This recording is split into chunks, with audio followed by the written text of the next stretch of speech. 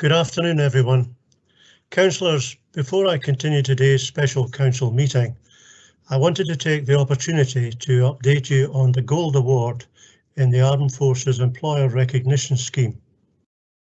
As you know, Perth and Kinross Council have a long and proud tradition of supporting the armed forces in Perth and Kinross, and of course, their contribution to society. I'm delighted to advise colleagues today that we have been awarded the prestigious Armed Forces Covenant Gold Award as recognition of that work. The Defence Employer Recognition Scheme honours employers with gold, silver and bronze awards for their level of support to the armed forces. The Gold Award winners must demonstrate outstanding support for those who serve or have served. The Employers Recognition Scheme shows the commitment of an organisation by signing the Armed Forces Covenant and pledging its support to the armed forces community, including veterans, reservists, adult cadet force volunteers and armed forces family members. Achieving gold means an organisation has gone far beyond the basic principles. Many of our employees have served and are reservists or cadet force volunteers, and the skills they have brought with them have benefited our council and our local population greatly, most evidently during the pandemic. And I would like to pay particular tribute to my colleague, Councillor Chris Ahern, our Veterans Armed Forces champion, for his commitment in driving this forward and in his continued support for our local armed forces and veteran groups. I would also like to thank the small team of council officers who put in a tremendous amount of work behind the scenes to get the successful application through. Colleagues, we will formally receive the Gold Award later this year at a ceremony at Holyrood Palace. I would also like to draw your attention to the Tokyo Olympics recently. You will all have been delighted to see that Laura Muir from Milner Thorpe won a well-deserved silver medal in the 1500 metres. Now, you don't win an Olympic medal without sheer hard work and perseverance. Laura has this in spades, and I'm sure this council applauds her wonderful achievement. Also, as members will be aware, the Tokyo Paralympics have started, and you will be delighted, I'm sure, to know that we have a Perth and Kinross athlete taking part in the Paralympics. I would like to advise members that Leslie Stewart from Blairgowrie is competing in 3 shooting disciplines. Her first competition is actually taking place today, and she has another 2 later on.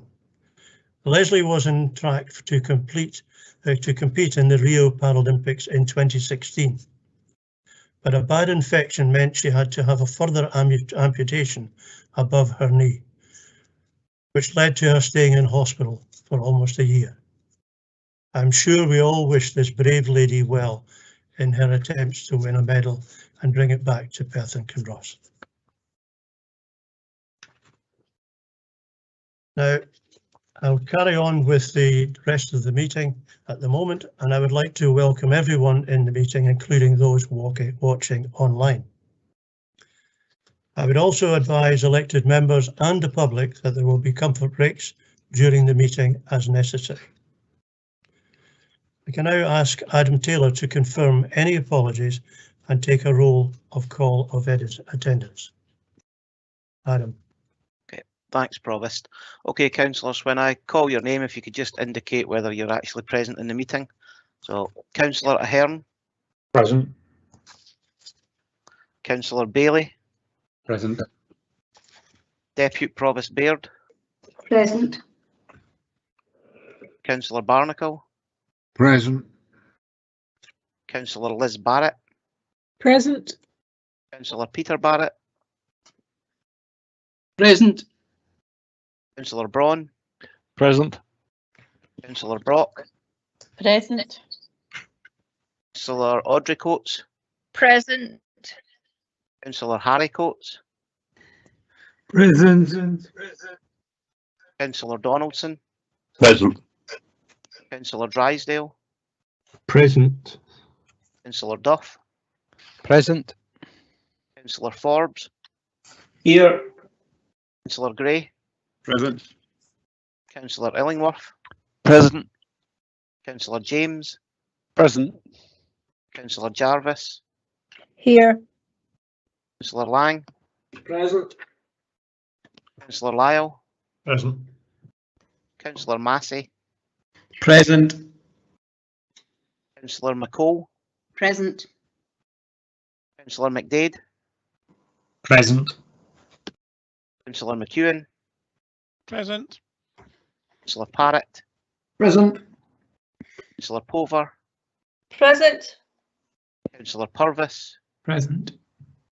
Councillor Rebeck, Present. Councillor Reid, Present.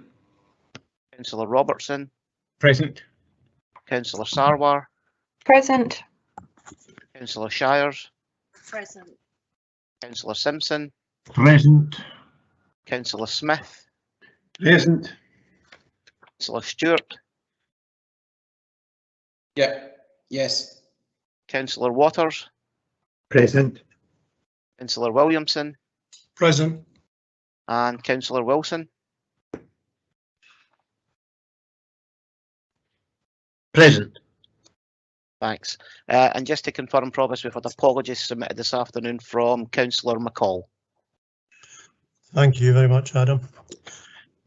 Members, are there any declarations of interest within the papers that are before you today? If a member indicates, yeah, let's have a look.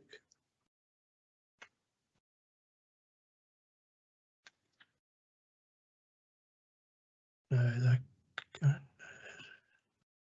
can't see any declarations of interest. Am I correct? No. I will now then pass you over to Deputy Provost Kathleen Baird to carry on the rest of the papers. Thank you. Thank you very much, Provost. We have before us the planning application which we have discussed at the determination hearing. Can I remind members that only those members who attended the meeting of the predetermination committee prior to this meeting can take part in the consideration of this item of business. I can also remind you we've heard the representations and we've been able to ask officers questions. So now we are ready to move the report. Can I ask someone to move the motion to move the report, please? Thank you, Deputy Provost. Just to say, this application relates to a proposal to develop an electricity substation and associated works, which would be a significant element of infrastructure within the national electricity grid. Specifically, it would act as a connection within the power line network and act as a link to provide enhanced high voltage electricity to the network. However, the power lines which would connect the substation do not form part of this application. This is something which has been considered by the Scottish Government as the determining authority. Principally, the Beauly-Denny power line completion now allows increased capacities of more sustainably produced electricity to pass from north and to south of Scotland. The increase of energy being produced and requiring to be passed to consumers in the south is anticipated to continue to grow. But to facilitate this, a substation of the type proposed in this application is required. The selection of the location and detailed design to ensure that technical requirements are met whilst minimising adverse impacts. This has been carefully scrutinised and the final scheme considered to be the most appropriate. Significant work has been done to mitigate the impacts on the physical environment, archaeology and landscape to ensure that habitats of importance are protected, also visual impacts minimised and limited. particularly in the longer term, when landscaping will become fully established. There are a number of controlling conditions to address these issues. Taking account of all the conditions proposed, it is recommended for approval. Thank you, Deputy Provost. Thank you very much. Councillor Duff, move to second the report. Thank you, Deputy Provost. Firstly, could I take the opportunity to thank the SSE team for their regular communication with me as a local elected member over the last 2 to 3 years, and for the various email updates and public and online presentations delivered during that time. As I understand it, the establishment of this substation is required to maintain voltage levels along the Bewley-Denny power line, ensuring an efficient and effective power supply to homes and businesses. This will be especially needed when the additional power generation from the north of Scotland comes online over the next few years. Whilst I appreciate the substation will be visible from the surrounding hills and mountains, it isn't the actual presence of the substation which is the issue for those who reside in the area. Residents have sought reassurance that the impact of its presence will be minimised in terms of its visibility and interaction. In terms of the conditions set out in the report and the answers given to questions today, I'm reassured that SSE understand these issues for local people and will respond positively. Together with the recently announced £50 million refurbishment of the Tumblebridge hydroelectric power station, the construction of this substation will bring a great many construction jobs and other opportunities for accommodation and other local businesses in the area, and I welcome and support this planning application. Deputy Provost, I'm happy to second the recommendations. Thank you very much. Are there any comments? I don't see anyone wishing to make. Councillor Waters. Thank you, Deputy Provost. There's no doubt about the importance of this strategic station in allowing us to deal with the climate emergency going forward. I have to say that the SSE deputation at this predetermination committee before this was in my view excellent. I have been reassured over the trees that will be lost, that they are being replaced. You know, commercial woodland will be replaced with native woodland of a, to a greater capacity than will be lost as compensatory planting. I think is a positive mitigation with this. With the loss of peatland, very reassuring that the design and development stage and the site identification stage took this very much into account to try and minimise any peatland bogs and disruption to them, and with a clear peat management plan, they will going forward that will continue to be mitigated to minimise the negative impact on the environment that can be caused by loss of disruption to these boglands. As such, I will certainly happy to vote and for this important piece of our electricity network. Thank you. Thank you very much. I don't see anyone else wishing to make any comment on the report, and I see no amendments, so we are happy to agree this report. Agreed. Great. Thank you. Agreed. Agreed. We now move on to item 4, Treasury Activity and Compliance Report, and I would like to invite Stuart Mackenzie, Head of Finance, to introduce the report. Stuart. Thank you, Deputy Provost, and good afternoon, councillors. This report advises Council of Treasury activity undertaking during the first quarter of financial year 21-22 up to the end of June.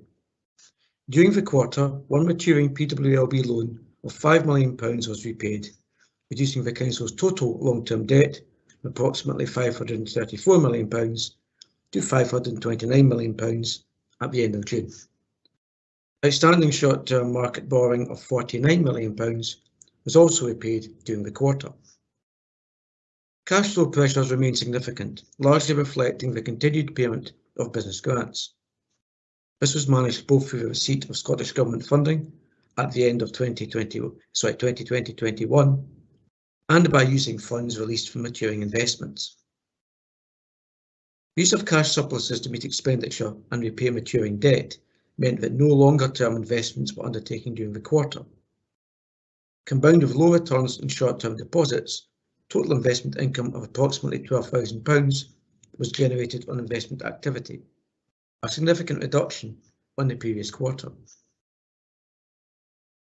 The Council's total investments stood at £189 million at the end of June, a reduction of approximately £48 million on the position at the end of March, reflecting a repayment of debt and the use of maturing investments to manage cash flow.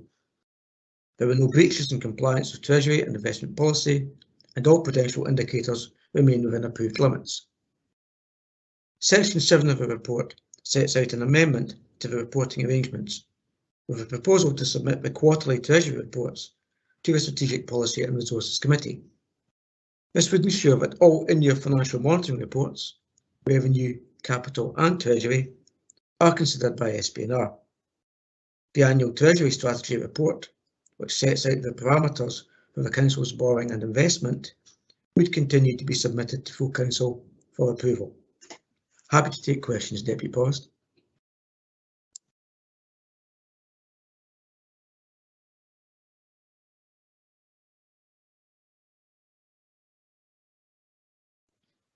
On mute, Provost.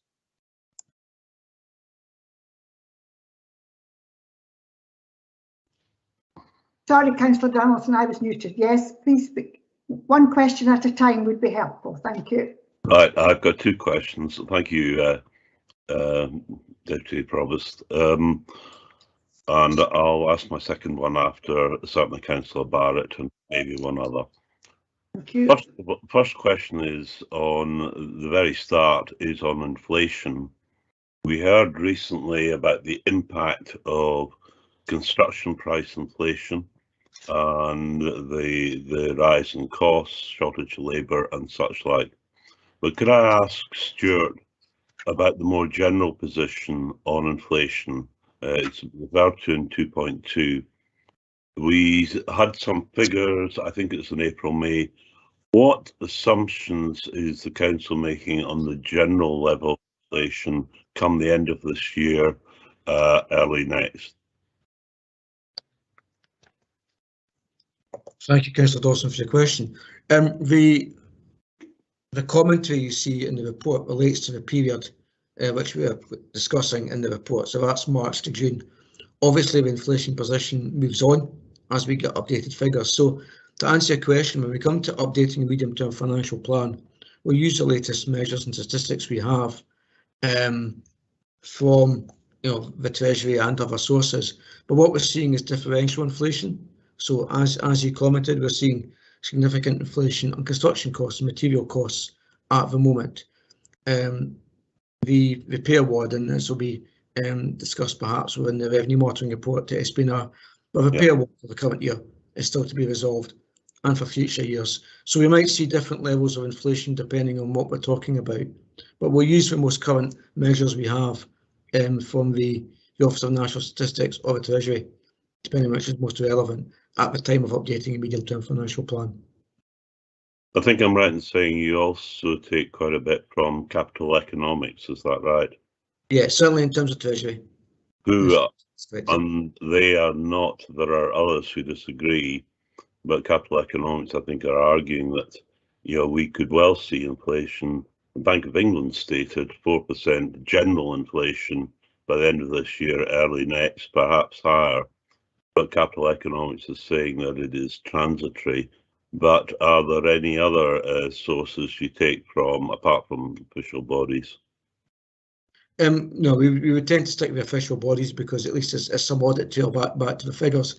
I think that, and you're alluding to this, there will be lots of different views on what inflation will be going forward. And we're seeing some upturn in both the UK economy and particularly in the Scottish economy of late. So that may also create some inflationary pressures going forward. But the main ones that we are concerned about in terms of the revenue budget really are, well, in terms of revenue budget, predominantly is around about staff costs and pay inflation, and the national negotiations and discussions around the national negotiations are still ongoing. And we'll come to that on Wednesday. Thanks. Indeed, yes. Thank you. Councillor Barrett. Thank you, Deputy Provost, and thank you to Mr Mackenzie and the Senior Accountant for this report. I'd just like to ask regarding the proposal that this should only go to SPNR in future, why have these reports up to now been submitted to the full council and not treated like the other in-year financial reporting? Thank you, Councillor Barrett, for your question. I think that's a very fair question. I've been asking myself that very question for some time. To be absolutely candid with you, we're mindful of the requirements of the various codes of practice, and this is certainly an area, particularly at the proactive stage, in terms of determining policy, where full council needs to be involved. But I think, and I think you're alluding to this, it makes more sense to me, and I hope it would make more sense to elected members, to have all the in-year financial monitoring reports go to SPNR. I agree, that does make sense. It may have been because of it being compliance and that being an issue, but I just wondered if there was something specific or if this had been a recent thing. Thank you very much for your answer, Mr Mackenzie. You're welcome. Councillor Barrett. Thank you, Roch, Deputy Convener. I'm at paragraph 5.3, which opens with saying the council does not require to undertake any long-term borrowing in the current year. But then towards the end of that same paragraph says that some long-term borrowing may be considered. Will consideration be given to that long-term borrowing if there's the perception that long-term interest rates are rising and that by borrowing early we can ultimately save money? Thank you. Thank you for your question, Councillor Barrett. Indeed, yes, and we did that very thing. You'll recall between July and September of 2019, when rates fell significantly, PWLB rates fell significantly, so we borrowed in advance. One of the challenges for council in advance borrowing, unfortunately, at the moment, is that returns on investments are very low as well. So what's known as the cost of carry, the difference between the interest you pay on the loan and the income you can generate from investments, is growing. That's one of the considerations. And there's always the issue around counterparty risk. But yes, if rates were to reduce significantly, then we would seek to be proactive in that respect, and we have been in the past. Thank you.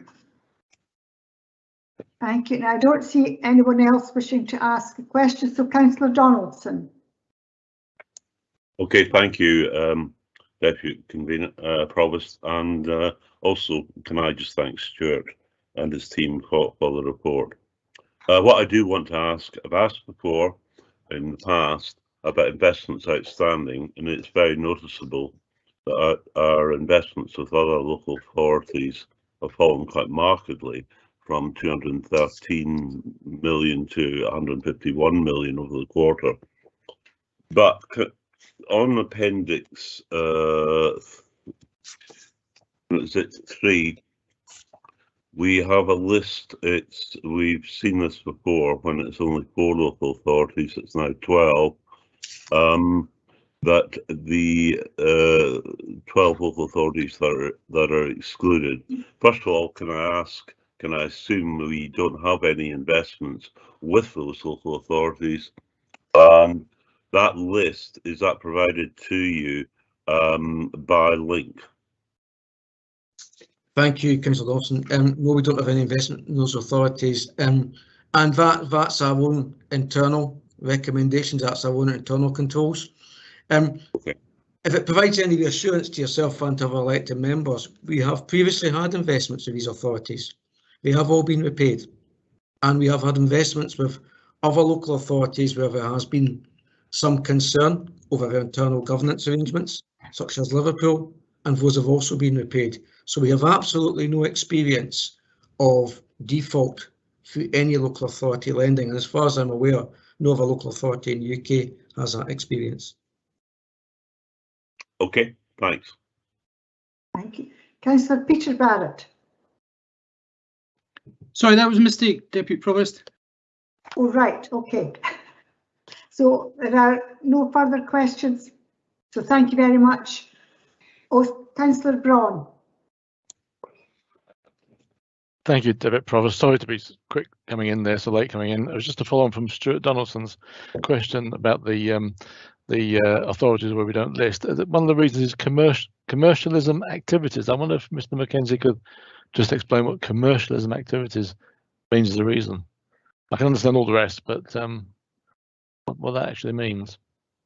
Thank you, Councillor Braun. How can I put it? There has been some creativity from other local authorities and how we have used TWLB borrowing in the past, and some local authorities have been quite creative in onward lending to related entities at a profit, and the difficulty of that approach has been that there has been default by the entities that they have lent to, and they haven't generated the receipts and the income that they anticipated, and that has led to some difficulty in balancing their revenue budgets.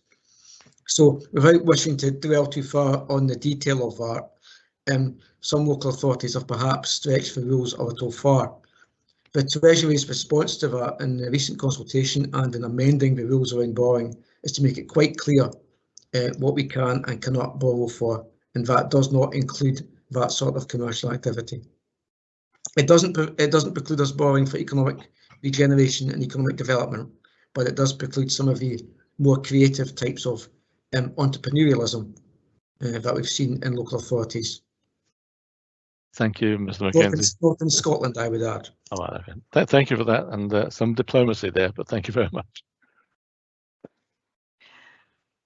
Thank you very much. I don't see anyone else wishing to ask any questions, so thank you, Stuart, for answering the questions. Can I now invite Councillor Lyle to move the report, please? Councillor Lyle. Thank you, Deputy Provost, and I'd like to thank Mr. Mackenzie and his team for bringing forward this report again. In line with best practice, elected members are provided with an update on Treasury management activity on a quarterly basis. This report sets out the activity for the period 1st of April to the 30th of June 21. The Head of Finance has already provided elected members with a detailed analysis on the activity that is set out in the body of the report. This quarter covered the period as the country started to come out of lockdown as a result of the pandemic.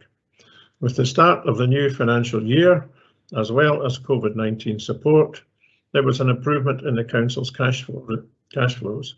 This resulted in the repayment of all short-term borrowing undertaken in the previous quarter. Investment activity, therefore, was lower, with no fixed deposits undertaken in the quarter. However, the need for day-to-day use of instant access facilities increased in the current quarter. Overall, the level of investments fell over the quarter. Once again, there were no breaches in compliance with the approved statutory investment strategy, and the Council's indicators show that the Council's plans remain prudent, affordable and sustainable. The report also contains proposals to submit future quarterly Treasury reports to the SP&R Committee, thereby bringing them into line with other financial monitoring reports. The Council is asked to note the contents of the report, and I'm happy to move. Thank you. Councillor Duff, to second, please. Thank you, Deputy Provost. The report provides the usual comprehensive details of our finances, and as always, the Council's finances and their management remain in good hands. Consequently, I'm happy to second the report. Thank you very much. Comments, please. I invite anyone who wishes to make a comment on the report.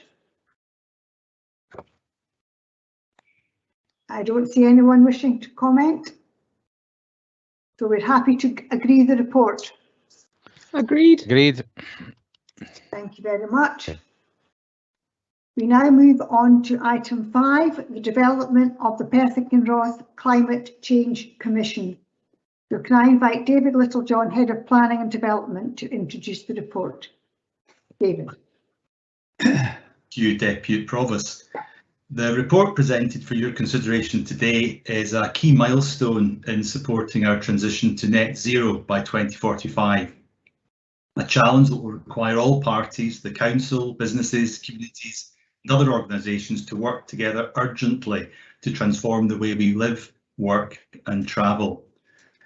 The report sets out both a structure for a new Perth and Kinross Climate Change Commission and a proposed approach to get it up and running as expediently as possible.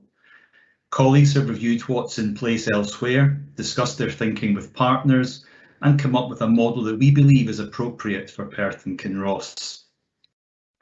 The Council has a legal duty both to deliver net zero and to make our area climate change resilient. And of course, as a major service delivery organisation, the Council is also responsible for around 3% of Perth and Kinross's overall CO2 emissions.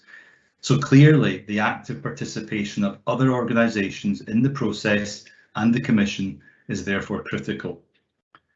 The report sets out what the Commission will achieve by way of scrutiny and guidance and how, before recommending the Council agrees to setting up the Commission and also agrees the process by which nominations to it are made.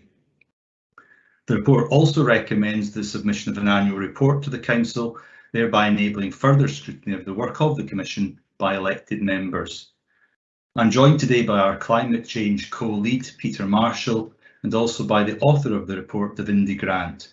We'll do our best to provide any additional information and answer any questions you may have. Thank you very much. Thank you very much, David, for the introduction. Questions? I'm sure there'll be lots of questions on this report. Councillor Parrott. Thank you very much, Deputy Convener.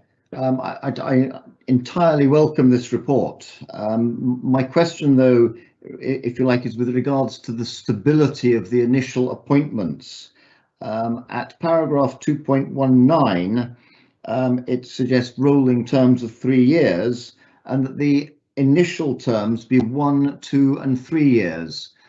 It strikes me that this, if you like, means that right from the get-go, there will be a concern as to who is being reselected after 1 year. And I don't know whether this would need to be a formal amendment, but it would strike me that it would be better to have initial appointments of 2, 3 and 4 years to provide greater stability with the setup. After all, if somebody is appointed only for 1 year, they're essentially attending 4 quarterly meetings.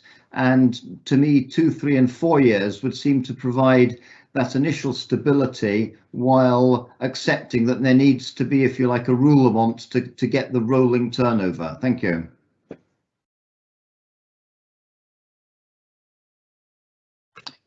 Thank you, Councillor Parrott. I think that's a very good point you make. I'm going to hand across to Peter or Davindy just to provide some more information on what you've said and their own thinking on the process. But thank you very much for that question. So a really good point. Thank you, Councillor Parrott. What you've suggested is an alternative approach that almost achieves the same result. I think we've made it clear that somebody who is appointed for 1 year would be eligible for re-election and wouldn't be disbarred from a further re-election. As you'll see, the terms of the election to the Commission would be a standard of 3 years followed by another 3 years. So you have to make some provision at the beginning to get this sort of 1/3 turnover, but a perfectly valid point and an alternative approach. Thank you. Thank you. Thank you. Councillor Purvis. Thank you, Deputy Provost. My question's in 2 parts, if that's okay. They relate to the perhaps what could be perceived as a conflict between the legal duty that the council has to meet the targets in terms of emissions for the whole of Perth and Kinross, but that we only have direct control over 3%. So the first part of the question is, you've highlighted the 70% that we have indirect responsibility for.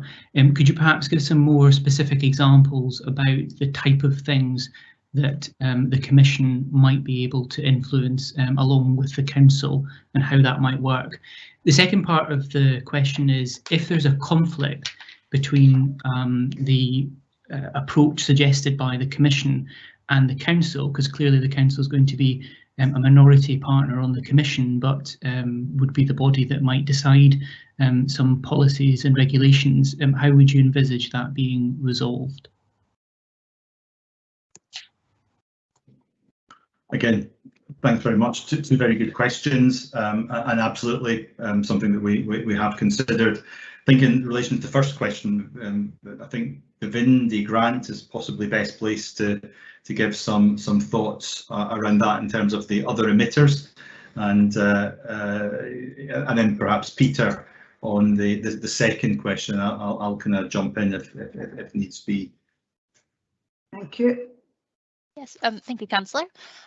So for the first part of your question, in terms of the other examples, I mean, so there's a variety of things. So if you look at who might be potential sort of Commission members, there'll be representatives from the business sector, and we'll be needing businesses to be improving the sort of energy efficiency of their premises, landlords investing in their properties, that side of things, in order to sort of drive down the emissions of the business sector. And so having businesses on part and sort of bought into the roadmap, or sort of people like representatives from the Chamber of Commerce, etc., if they're bought in, then it will make sort of the delivery of that aspect easier. But I think as well, part of the Commission's role is to also make sure that the Council is doing as much as we can in terms of providing our enabling influence to these other partners who need to then take the action, and it's to provide us that sort of critical friend element on that aspect. In terms of part two, Peter, I don't know if you want to come in, but I think it's not envisioned that the Council will have a legal duty to follow every sort of recommendation that the Commission puts out, but that the Council at least will give due consideration to all of the recommendations that the Commission sort of puts forward. I don't think the Commission can set policy for the Council, but it can make clear recommendations that the Council then has to consider. Peter, is there anything further that you'd like to? If I could maybe say a few words before Peter. Absolutely, the Commission can't require the Council to do anything, but I suppose turning the question on its head, if the Commission is making very sensible recommendations that would help address the issue and help achieve the duty to reduce emissions, I suppose why would the Council not give due consideration to those recommendations, or at very best come up with some alternatives that would deliver the same or greater impact? But there is no statutory link in that respect between the two. But Peter may want to add to that. I really can't add much to what's already been said, but it's a brave move for an organisation to set up a commission to scrutinise them externally, and I hope we're up for that challenge. And we also expect the Commission to assess what other partners are doing and whether they're delivering their share of it, of the required actions. Thank you. Thank you. Councillor Waters. Thank you, Deputy Provost. My question's on the children and young people subgroup, and by no part I think should this ever be considered an addition. It should be core to the Commission. And just looking for a wee bit more information on the thoughts on the age representation within this subgroup. Will it be school age? Will it be wider than that? How many people will be on it? And also the support that will be offered for the group as well. and just looking for some thoughts on officers on the setup of that group. Thank you. Who would like to take that question? I can perhaps start off in that. Yes. We'd be using the UN definition of young people being under 24. So we would expect to include both children of school age, those from perhaps Perth College, UHI, but also not excluding people who are not in education but under the age of 24. We are in the process, in fact, tomorrow and on Friday, in speaking with both the primary school sector and the secondary school sector, and we are in discussions but don't have a date arranged for a meeting with the college. So we want to get, seek their advice on how best to involve young people. Davindi may want to add something to that. Yeah, no, just to also say we're in discussions with Lisa Simpson and her role as sort of the council's UNCRC lead on sort of how we can best do this, as well as the Scottish government is has additional initiatives as part of COP26, trying to link young people with local government as part of getting them more engaged in decision making around climate change. And we're looking to see how we can get involved with that and use that to sort of help springboard them into the Commission as well, potentially. Thank you. Thank you. Thank you very much. Councillor Sarwar, I see you've got two questions, so if you don't mind, if we can just do them separately, just to keep everything the same. So, Councillor Sarwar, first question. That's fine. Yeah, my first question. So my first question is on 2.18, and similar to what Councillor Parrott asked about the terms of serving, but this is about the number of people serving. And so it seems to me that there's quite a wide spectrum between 12 and 26. And I guess I was just wondering what will happen after 3 years. Let's say in the first place, I don't know, 13 or 14 are selected onto the panel. Will there be then perhaps the idea that in 3 years' time that people will just be reselecting that number? What would be the process for then opening it out again? And are we sort of setting a precedent in the first year? And I'm just wondering what it's going to actually look like in 3 years' time or 2 years' time, or however it's going to look for this sort of continuation of selection. Thank you. Can I We've come in given on quite that? a lot of consideration Yes. to this, so I think Peter will answer this question. Yeah. Whilst we have suggested a range of different expertise and representation in the list, we may find that some people are actually duplicating their interests in it. So it's difficult to put a precise number, but definitely no, the precedent wouldn't be set by the first election. I would envisage that as we move forward, we may identify that there is a need for additional expertise in certain fields which are perhaps proving more challenging as we move forward. So I think we're flexible on that point, and I suspect we will be having a commission which is nearer the higher end of the numbers rather than lower end, but that remains to be seen. Does that answer your question, Councillor Sarwar? I think time will answer the question, but I just wondered whether we need to have it anywhere that there'll be a rolling kind of, that people can apply almost on a rolling basis, or will it be just every 3 years? Just in terms of communicating to, to people that might be interested, they might feel that that door is closed. Can I just add that we will be having elections to the Commission every year, so there will be the opportunity, and I don't expect that the Commission will advertise purely for a representative of a specific sector or a specific expertise.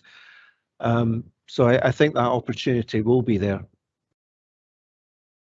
Thank you. Thank you. Councillor Forbes. you. I was asked about the size of it. It seems an awful lot of people at 27, given the examples that are quoted, are all less than that. And I wondered why we'd gone for that many. And a specific other question within that is wondering why the chief executive was one of the members, when I wonder if perhaps it might be better if someone from within the council that is more connected to this this kind of thing might be more beneficial to the committee.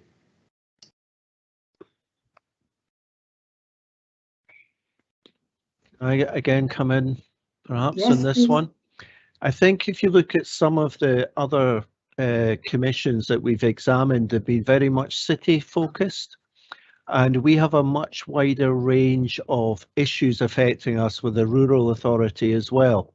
So that is one reason why perhaps we've got higher numbers in Edinburgh or Bristol or Leeds to reflect the rural aspect. And sorry, I forgot the second part of the question, Councillor Forbes. No, that's, about the chief okay. executive. Yes, sorry. Yeah, I just wondered if someone else from within the council that's more close to this might have been a better choice. No offence to whoever our new chief executive is going to be, of course. I think if I can come in, Councillor Forbes, it's, you know, sort of to ensure that the head of paid service, who's, you know, sort of the responsibility for all of the resources at, you know, sort of at the council's availability, can then help support this and direct resources as required. Thank you very much. Thank you. Now, I don't see anyone else wishing to ask a question, so I'll go back to Councillor Sarwar. Thank you. Sorry, I wasn't expecting you to come back that quickly. So my question is on 2.16, and just reading it, it seems to me somewhat vague, the youth representative, and in the sort of line of hope we're wanting to avoid tokenism, I'm just wondering if it's better to actually name a specific role, and I was wondering if we could suggest one of our MSYPs that represent Perthshire and to have it as a specific role, because it just seems to me that everybody else is very specific to that selection party and we've kind of tacked on youth representative. If again, if I can come in on Yes, that. please. We have a number of people within Perth and Kinross who've actually been very active in the climate change movement at both a national and international level. So certainly your suggestion is one of the options, but we didn't want to specifically name a particular person until we'd got the council authority to appoint this and spoken to the individuals who may be suitable for the post. Thank you. Thank you very much. I don't see anyone else wishing to ask a question, so I'd like to thank the officers. Deputy Provost, I have a question, but also Councillor Donaldson was before me. I'm sorry, my chat box seems to have stopped after Councillor Forbes. So and I'm sorry. Lyle as well, Deputy Provost. Oh, well, sorry, my chat box, I'll need to try and use something else at the moment to try and get the chat in. It's not coming up. So can someone remind me who's next, and I'll go to another device to find the chat. Councillor Donaldson was the next one, I think. Right, thank you, Councillor Donaldson. Thank you, Councillor Braun and Deputy Provost. For once you're having problems with your chat box rather than myself. The question I want to ask is not so much even about the composition of the commission, it's on the funding arrangements. 2.14, we state it is proposed initially that the council provides a modest budget of 2,000 per year to cover operational expense and so on. Not only is it modest, it seems to me somewhat paltry, because it's really important that we get this commission fully up and running. So is that initial contribution sufficient? And tied in with that is what do council officers anticipate once it is up and running will be the funding arrangements for the commission, bearing in mind, of course, the fact that the overriding principle is that the Commission should be independent in thought and action. If I could maybe answer that, Councillor Donaldson, I think it's a good question, and I suppose the truthful answer is we don't yet know what the annual cost will be, but we think giving a modest contribution to allow the thing to get up and running is really important. But we will support the Commission to apply for those third-party grants, as I understand some of the other climate commissions have been able to secure. It's important it is independent of the Council, and therefore it's entirely appropriate that the Commission secures that independent funding from third-party grant sources. But clearly this is vital, and clearly it's really important that it's not under-resourced. But I think that would be for a future resource request to the Council if it transpires that that initial budget is simply not adequate, or if the Commission simply isn't able to some of that additional funding from government. But I think it's an absolutely important point. We can't have this under-resourced that is so vitally important. Okay, thanks on that. So, compared to the other commissions in place, including Edinburgh, you feel at the moment, and it does seem a very low figure, to get the body up and running, £2,000 per annum is sufficient. It doesn't seem that to me, but I could be wrong. But going forward, you anticipate the bulk of funding, I'm right in saying, coming indeed from external third-party sources. I'll let Davindi answer that, because she's done some more research in compiling the report from those other largely city-based commissions. Davindi. Yeah, no, so as David has said, both sort of Leeds and Edinburgh have, as commissions, attracted quite a bit of external funding, to the order of sort of several £100,000. So there is funding potentially available to the commissions. In terms of whether or not we have sort of sufficient funding for the committee members, I think right now, especially while meetings are likely to still be virtual for the sort of foreseeable future, it's expected that the Commission will have relatively low sort of startup costs. But with the sort of the £2,000 we've budgeted, assuming that we have sort of 20 commission members, that's almost a budget of, it's about, I think it's something about between 20 and £40 a meeting, which should be more than sufficient to cover travel costs and sort of other associated costs with being part of the meeting while it's sort of getting established. Additional, yeah, if there's specific projects that the council feels sort of that the Commission wants to deliver that would support the sort of the wider climate change aims, it's something that we can sort of revisit through sort of direct applications by the Commission at the appropriate time. That answers your question. It's just the initial funding of 2,000 per annum does seem to me to be very, very much on the low side. But we'll see how this pans out. Thank you. Thank you. Councillor Lyle, I believe you have a question. No, thank you. Sorry, my chat box is not working, so I'm Councillor McDade. I'm struggling here. Thank you. Councillor McDade. Thank you, Deputy Provost. Yeah, I just want to come back to a point that was touched on by Councillor Waters and Councillor Sarwar in terms of the youth representation. Every other group has 6 representatives, and then youth has 2. And I'd quite like to understand the reasoning behind that, because I know there's going to be a youth subgroup, but I mean, paragraph 1.5 talks about a meaningful voice. But to me, it just sort of seems like lip service. We're going to have 2 for youth and then 6 for everyone else. And you know, given it's already a lot, it's not like we can keep. It's not like we're keeping it to a small number. It's already going to be 26. I don't see what another few to take the youth representation to an equal number makes. And other age groups will be well represented across those other stakeholder groups. So I'm just looking for a bit more clarity on the rationale for that, please. I can perhaps comment there. There is nothing to prevent any of the other representatives being in the youth category.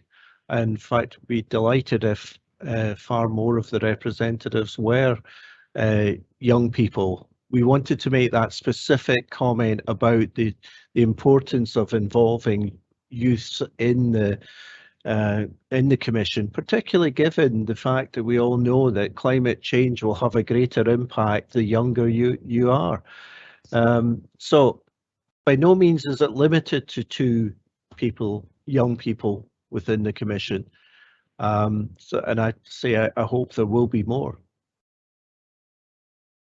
If I could just add to that, and nor is it fixed in perpetuity. If we're not getting the balance right, and that applies across the piece, we need to look at it again. But I would comment, I guess, that from my experience of, for example, the Perth City Leadership Forum, several of the most active and influential members of that forum are indeed younger people. So I think Peter is right. There should be no assumption that either business leaders or other organisations won't be represented by younger members of the Commission. But you're right, in terms of the principle, it's really important that this voice is absolutely there, because it's not necessarily my future, but it absolutely is their future, and we need to get this right. So I think it's up for review if it's felt we're not getting it right.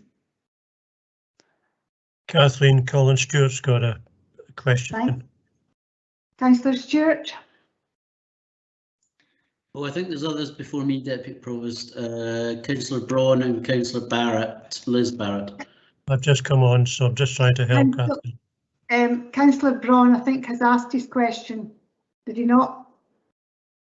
No, not yet. I'll let Councillor Donaldson go before me, so I haven't asked All yet. right, okay, sorry, Councillor Braun. I won't take it personal, don't worry. I'll shut them out for you, Kathleen, after Councillor Braun. A question here regarding the commissions. I've noticed, obviously, in the report it does say that other local authorities will obviously have their own commissions. I'm just wondering, will there be some form of intercommunication between these commissions? Because although ideally they'll all be moving in the same direction, they may have a different emphasis on the policies they recommend. And if that's all, if we're all going separately, we may get ourselves into a complete muddle. So will there be some sort of intercommunication between different commissions to understand what they're each doing effectively?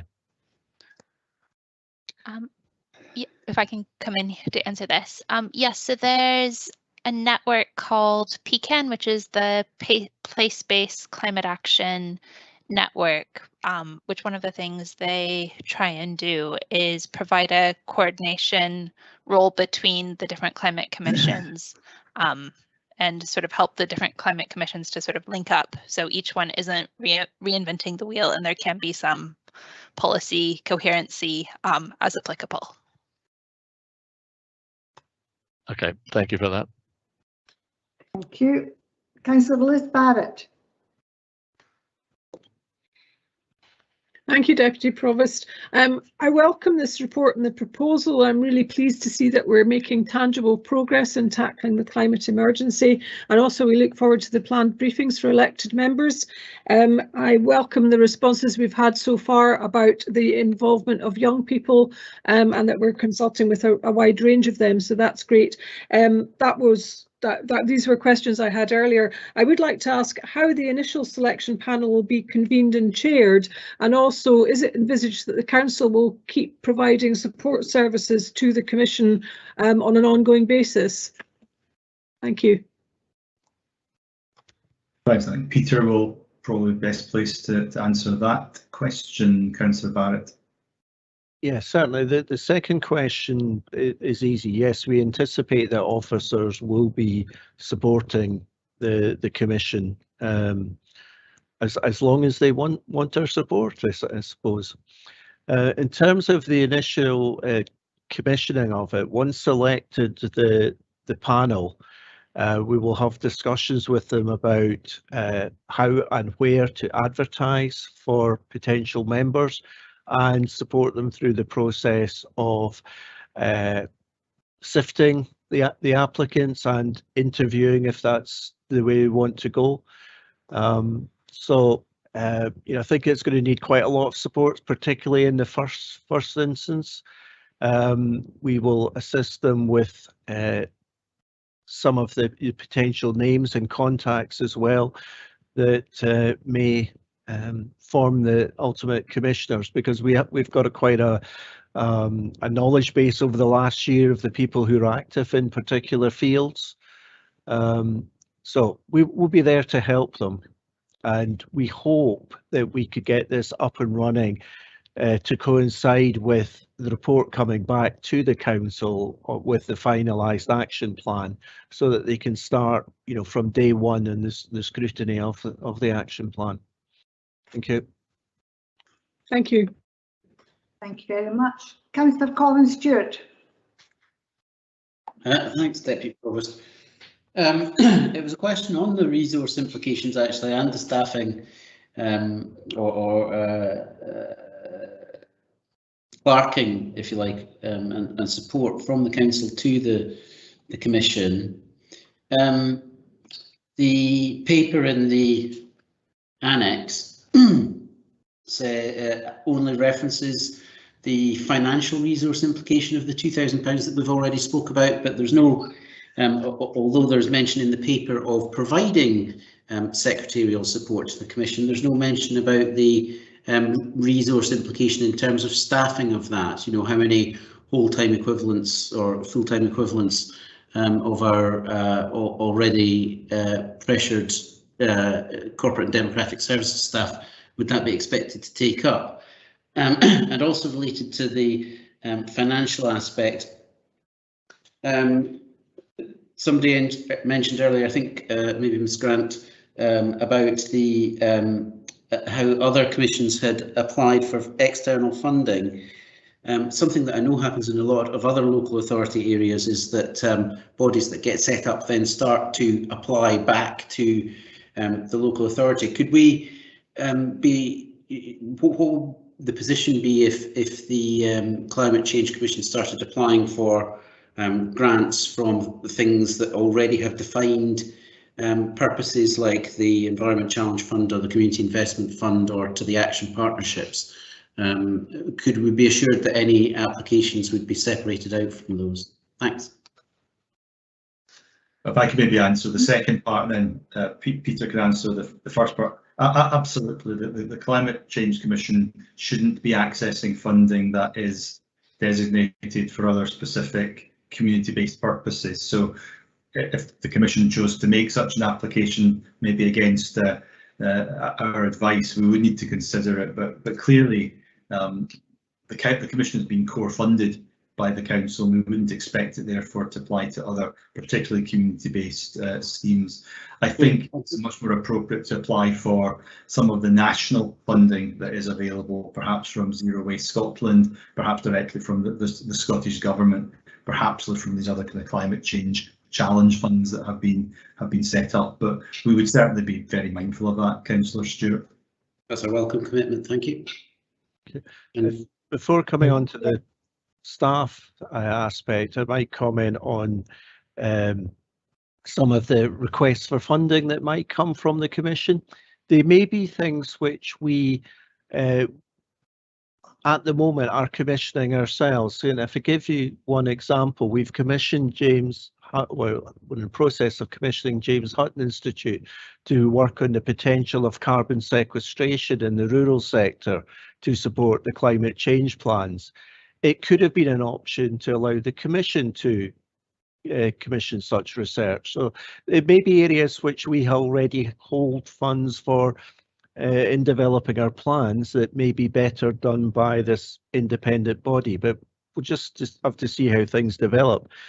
In terms of the amount of staff support that will be required, I think we have to be honest and say we don't know at the moment. I would, however, say that we think it's predominantly in providing evidence to the Commission on what's going on, and also in the administrative support of setting up the meetings and electing the commissioners. It's something we'll monitor, but I also think we have to look at the aspect that we are hoping the Commission is there to help us and get access to a much broader range of stakeholders in the field. And there may be savings in terms of staff time in using the Commission in that way. So it is difficult to estimate, and as is the overall impact of all the changes that we require to make as a council and as society. What are the staff implications on that? And we're only beginning to get a feel for that. And it will be something which we will cover in part, but I should say we will not have all the answers when we present the report to the council later in the autumn. So sorry it's a bit vague, but we don't fully know yet. Thank you. Thank you. And the final question, I think, is for Councillor McEwen. Yeah. Thank you very much, Deputy Provost. The question I have is, we ensure that this commission, that there's no barriers for people within Perth and Kinross to take part in this commission. I wonder if there would be resources put for, say, IT and technical resources. Obviously, this commission is going to create reports that will need to be read, divulged and talked about at their meetings, and obviously not everybody will have access to IT equipment. Is that something that's been thought about?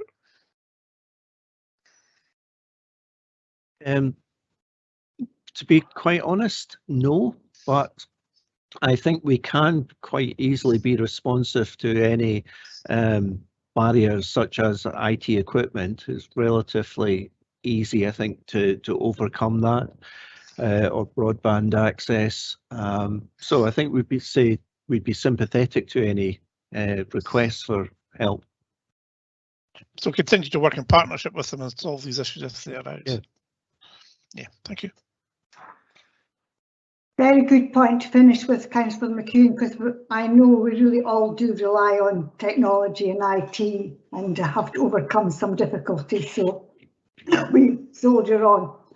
Can I invite, first of all, can I thank all the officers for answering the questions, and I'm sure we're all very much more enlightened now than we were at the start of the meeting, so thank you.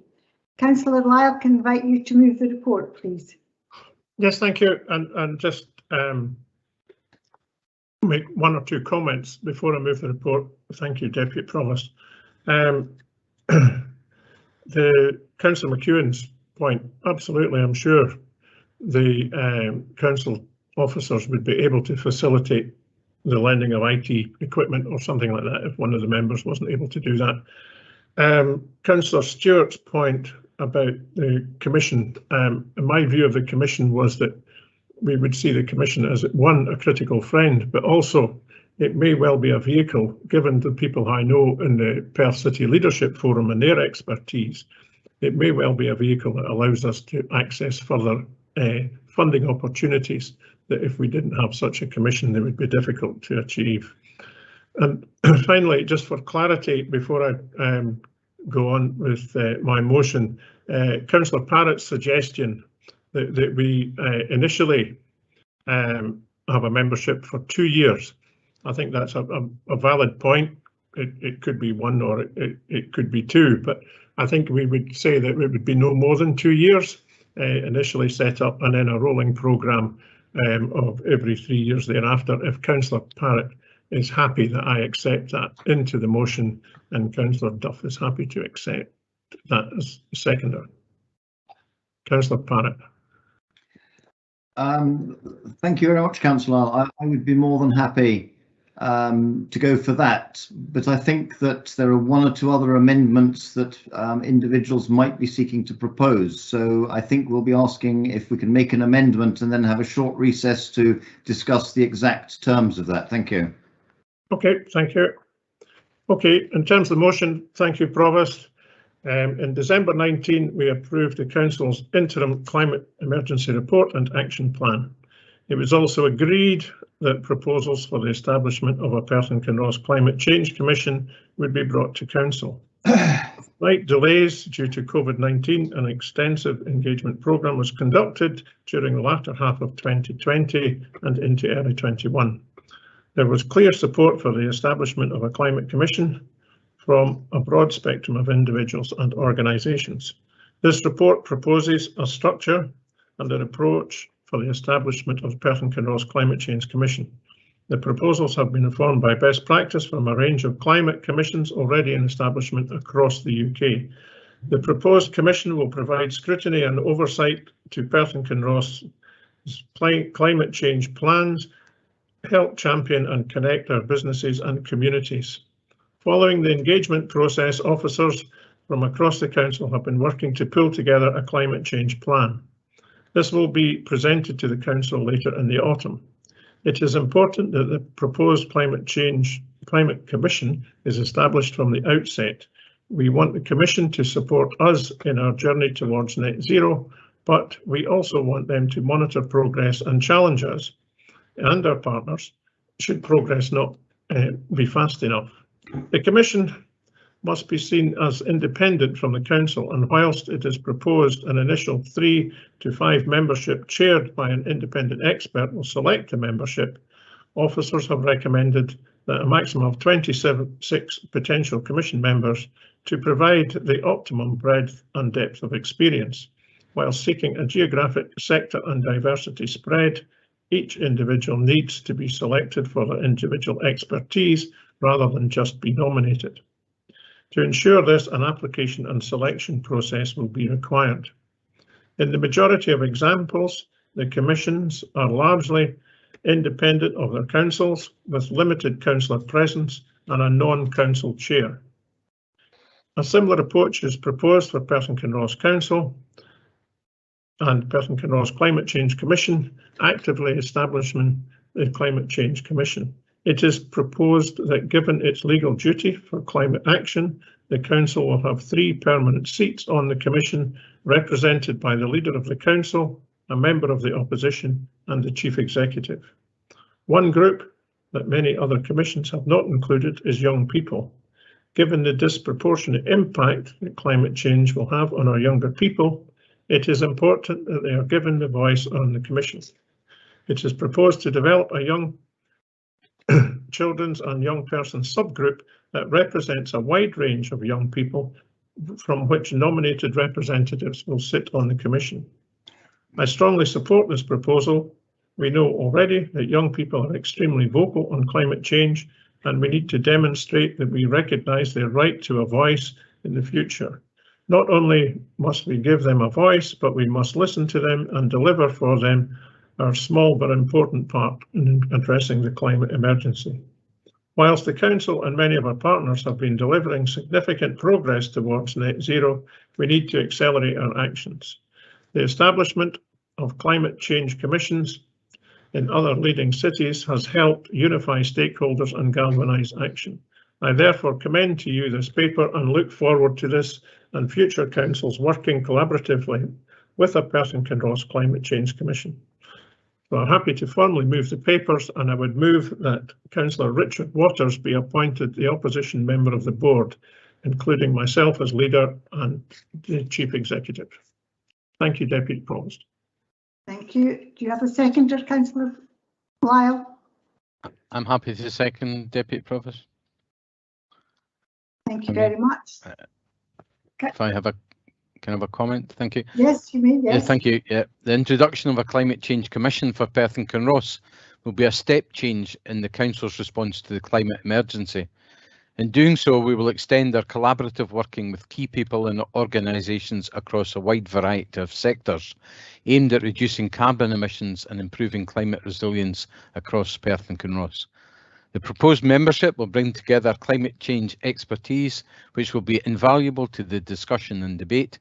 The Commission's role in providing scrutiny and guidance and in holding the Council and other organisations to account will be a vital part of the way we deal with climate change. Deputy Provost, I welcome this report and its proposed approach for recruiting and developing an independent Perth and Kinross Climate Change Commission, and I'm happy to second the report. Thank you. Thank you very much. Are there any amendments to this report? Deputy Provost, this is not an amendment in any way, and sorry, I can't find the having difficulty with the chat function as well as yourself, but would the Council accept that Councillor Liz Barrett is the deputy, the reserve for the Commission, along with councillor nominated already by the council leader. Thank you, Councillor Wilson. I'm content with that. I'm aware that Councillor Waters is appointed by the opposition and not by the administration, so I would leave that to members of the opposition to approve as well. Yep, I'm quite happy after speaking to Councillor Barrett and Liz Barrett that if on the occasion that Richard Waters could not attend, and hopefully Richard will be able to do it for 3 or 4 years after next year's election as well. Up to the people for that, I would say that yes, I would be quite happy that in that occasion that Councillor Barrett, because it's an opposition appointment, could fulfil that in the event of Richard not being available, if the council agrees to that.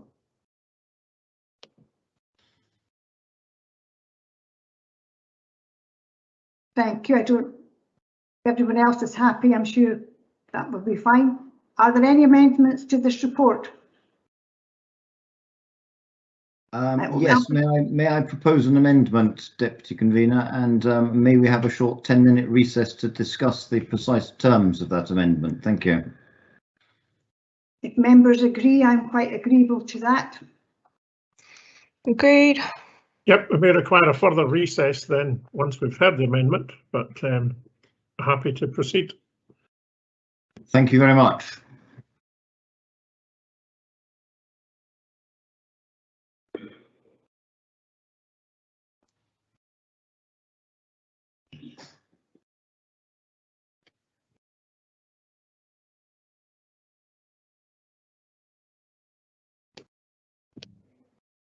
Deputy Provost, are we in recess? It would appear so, but I thought we were going to recess after we'd actually heard what the amendment was to be, but I might be mistaken. No, I thought that as well. That's why I'm sitting here with you. I thought we were going to hear them. No, the intention was to recess so that we can sort out the precise terms of the amendment. All right, okay. I understand. I understand. Thanks, Provost. I think it would probably be as well to make sure it's competent as well. So that's the reason of the recess. So thank you very much. We will have 10-minute recess at 16:30, so we'll meet again at 16:40. Thank you.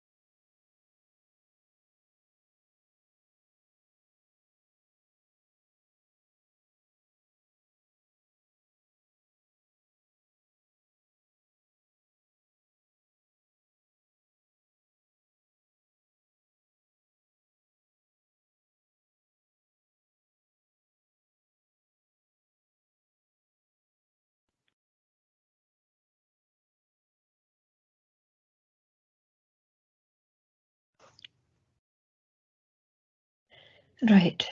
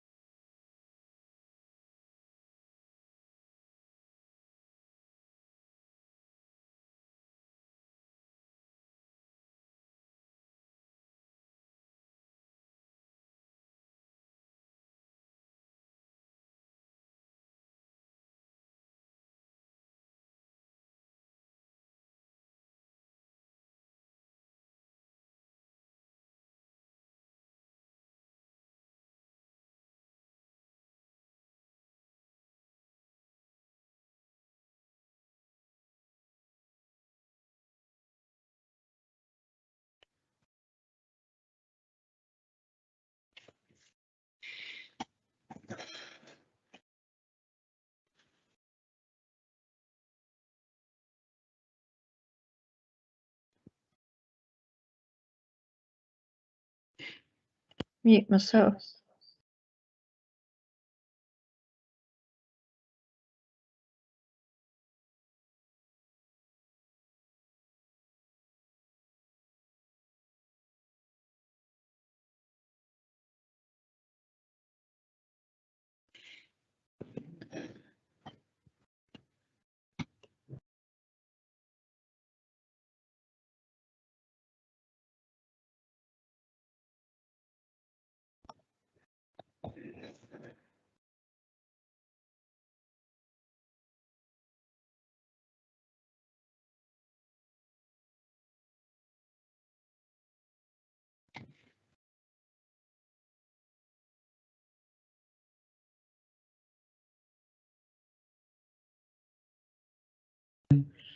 So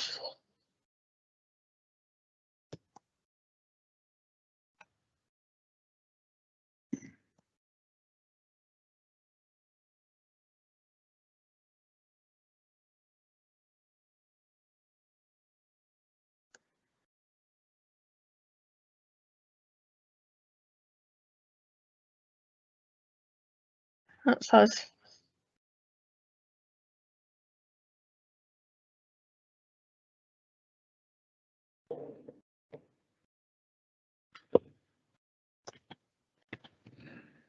Deputy Provost, I'm wondering if that's everyone back. That's past the time that you'd given for recess.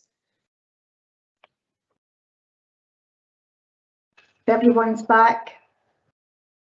You're ready to commence. So, Councillor Parrott. Thank you very much, Deputy Convener. I've posted the, if you like, 3 components to our amendment in the chat, but I'll briefly relate them. That is part 1, that the initial terms for appointments to the Commission should be 2, 3 and 4 years, 2 reappointments at the end of year 1, and the normal reappointment system as planned to commence at the end of year 2. And I would thank Councillor Lyle for his agreement earlier to include that. But our second part is we feel there should be an initial budget allocation of £5,000, simply so that the work of the Commission is not in any way constrained by a very low initial budget. And the third part is that alongside the 2 young people representatives, we also would ask that there be a stipulation that 25% of the total number of the Commission should be young people, given the importance of this, the climate change matter for the younger people in our society. Thank you. Thank you very much. And do you have a seconder? I believe I do. Thank you, Deputy Provost. And if I could just make a brief comment.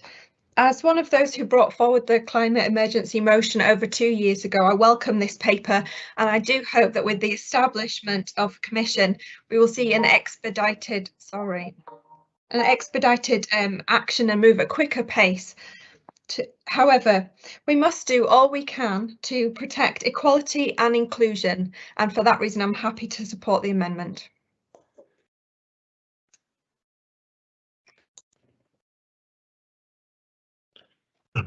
Deputy Provost, you're on mute. technology today is. I'll open up for comment now, please.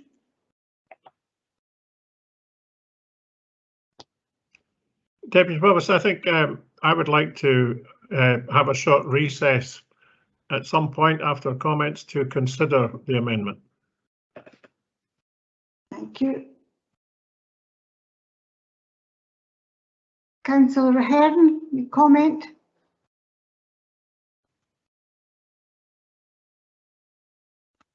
Thank you, Deputy Provost. I just wanted to comment on part 3 of the amendment. And I just wondered what their feelings were. If you're not going to be able to reach the 25% or the number goes below 25%, does that mean the Commission has to stop until they reach that figure? I'm happy to respond. I just don't think that we would struggle to find 3, 4, 6 or 10 informed and educated young people across Perth and Kinross who want to have their chance to have a say about the climate emergency.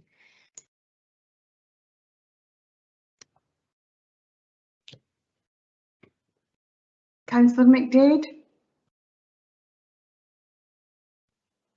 Thank you, Deputy Provost. I do hope the Leader of the Council will consider incorporating the amendment, as he's indicated he might following short recess. I think the amendment sets out some very sensible additions in addition to a number of the sensible moves in the paper that he's already moved. I think that what Councillor Sarwar just said is absolutely correct.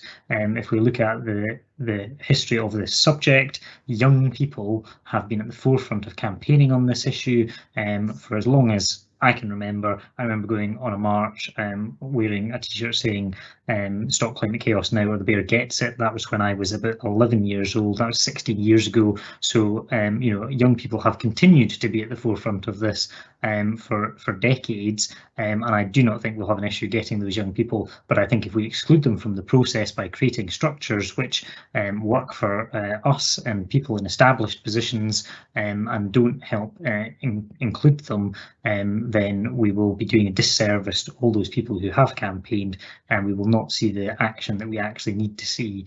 And I would also like to see, you know, we have a statutory partner in 2 national parks, of which Leader of the Council and I are representatives on, which are not mentioned as one of the potential partners in the paper, but are doing some of the most in a national level on some of these issues. So it would be nice to also have consideration around some of that. But you know, supportive of the general direction, subject to hopefully some amendments here. Thank you. Councillor Peter Barrett, you indicating it's a question or is it a comment? It was a question, Deputy Provost, and the question was to the movers of the amendment as to why they think that a budget of 5,000 is sufficient and a budget of 2,000 was insufficient. I'd assumed that the £2,000 budget was an estimate of what was required, but it appears that on the hoof we're thinking of a number and more than doubling it.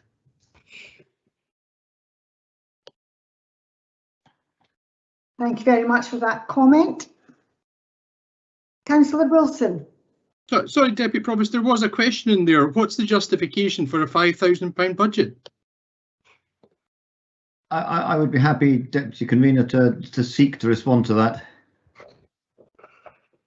Okay, Councillor Barrett. Thank you, Deputy Convener.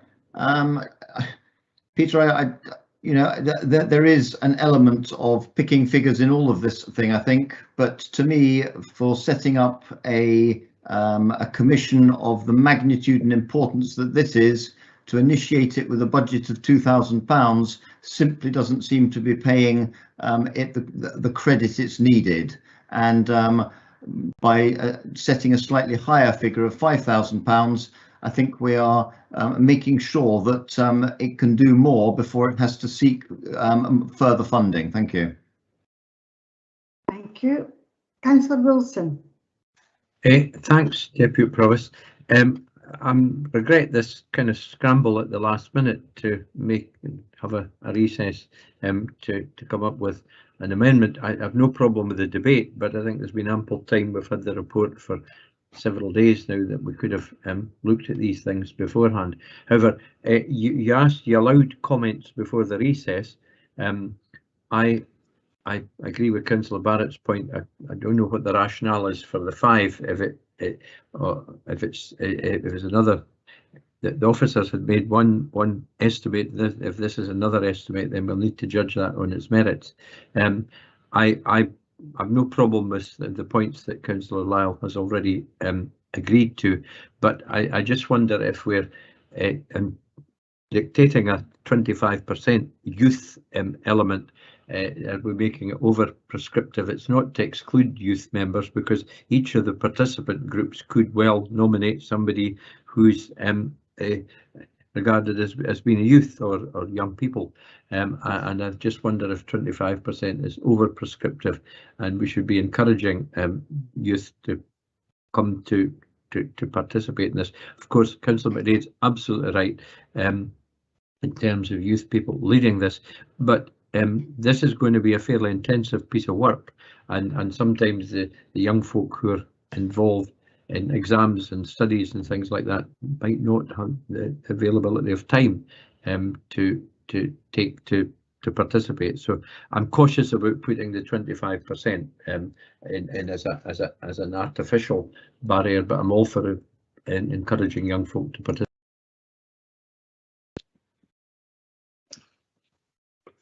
Thank you very much.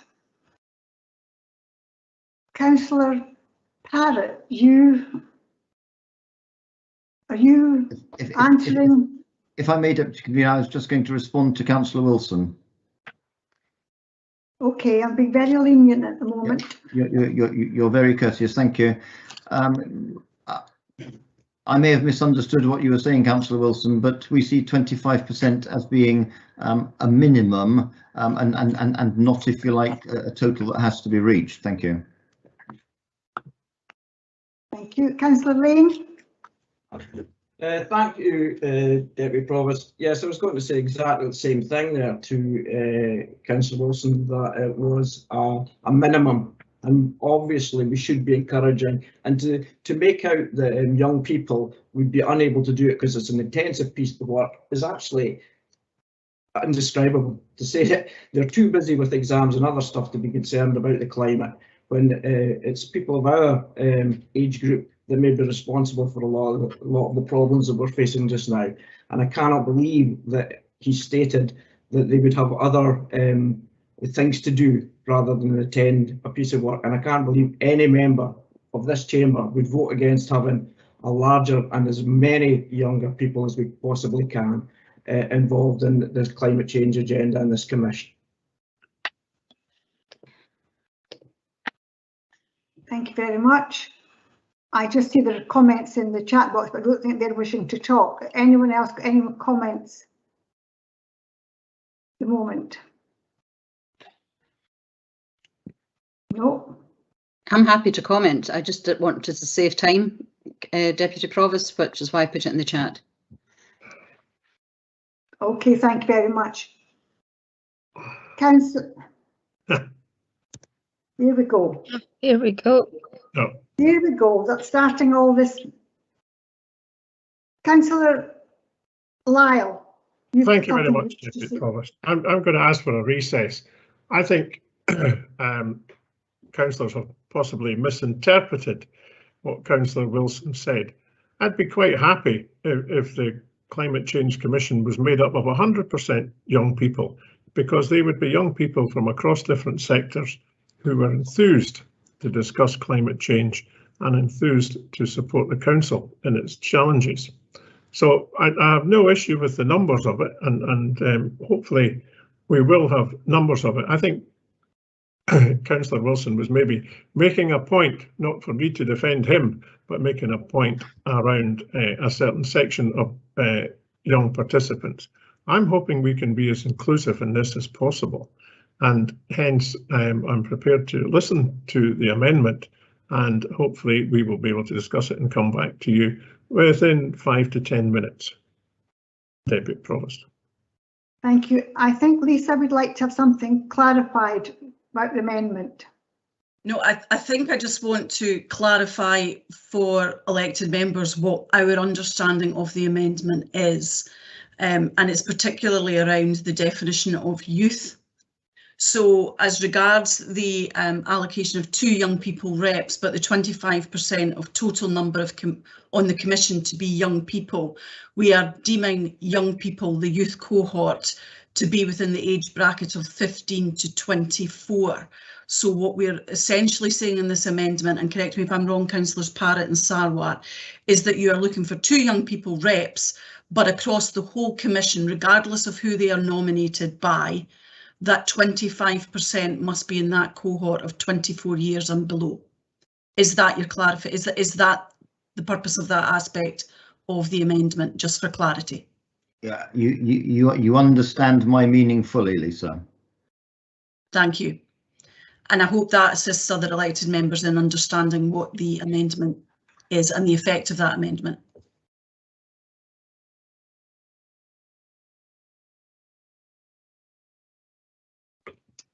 Thank you. Councillor Lyle, are you asking for a recess at the moment? I am. Agreed. How long? It's now 16:56. No more than 10 minutes, because I see flashing across my screen that we're going to have further amendments coming along the road. But yep, I'm happy to do that for no more than 10 minutes. Thank you. Okay, 5:10, we will return. Thank you.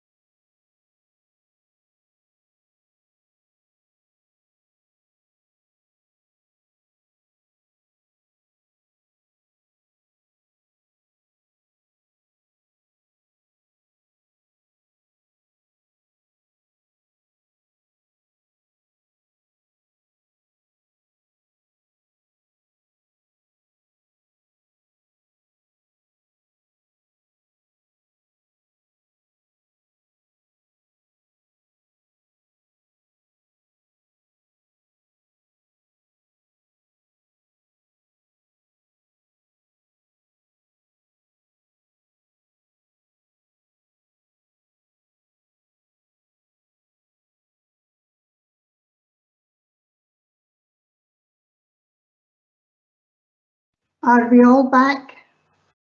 Members all back, ready to continue?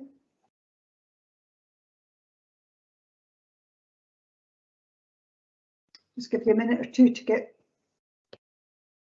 back. I don't want to miss someone out. Well, I'm here, but the recess link didn't seem to exist. Anyway, I'm here. I did say 5:10, so I better just be patient.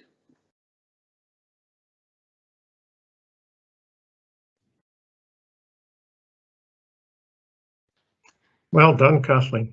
Patience is a virtue. I know.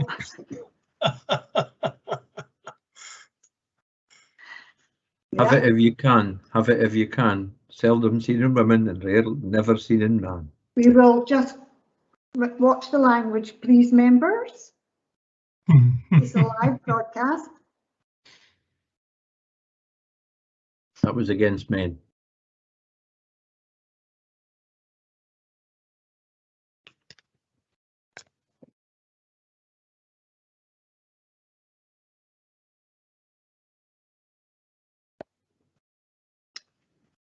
Right, I'm told everyone is back.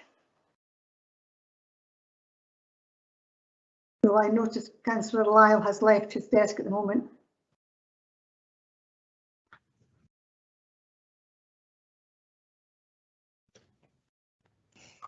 Okay. Okay, we are ready to continue.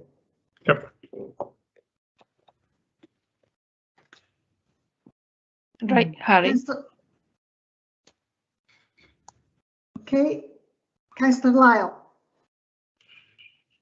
Thank you very much, Deputy Provost. I have read the amendment and listened to the debate, and I'm happy to incorporate the amendment into the motion today with the points, and I really taking on Councillor Barrett's point, I think really that came earlier about the funding opportunities between 2,000 or 5,000. And it is really the 2,000 was a nominal figure that was picked. So I'm proposing to change the 2,000 in the original paper to a figure of up to 10,000, depending on need. And that would be the proposal in my motion.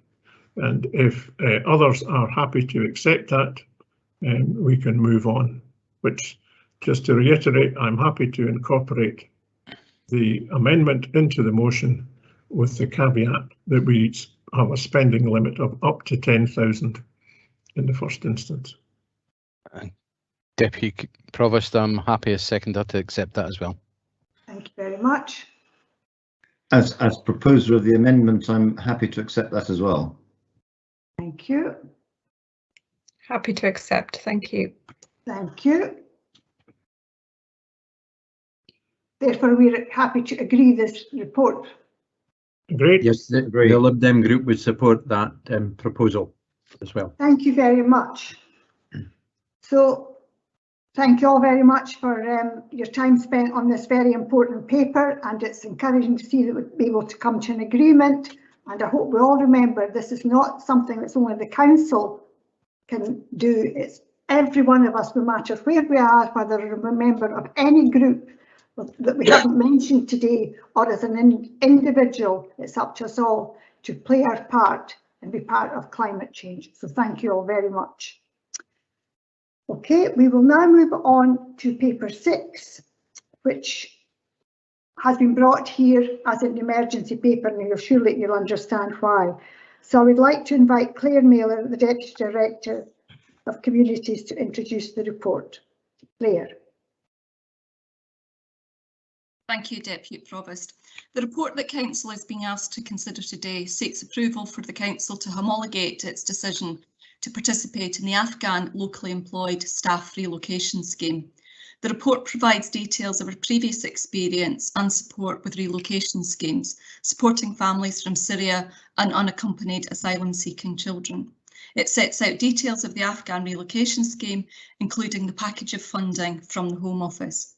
Finally, the report details the proposal for homologation of the decision to provide accommodation and support for 5 individuals or 3 families as part of the scheme. As Council will appreciate, due to the deteriorating situation in Afghanistan, we are operating in a quick-moving and rapidly changing environment. Since the report was prepared, we've undertaken a substantial amount of work.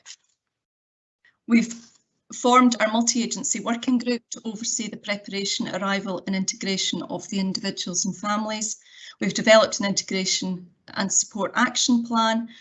We are attending regular, either weekly or fortnightly meetings with the UK Government and COSLA, and we've recently commissioned an integration support service from the Scottish Refugee Council. We've submitted 3 properties already for consideration, and we hope to be in a position to welcome families or individuals over the next few weeks. Thank you. Thank you very much. I will now open it up to questions. First questions from Councillor Forbes. Councillor Forbes. Thank you, Deputy Provost. If I may, just a tiny little question in my proper question, because I think the paper says 10 people, but I got a feeling Claire said 5. Did I either mishear Claire or have I missed something completely?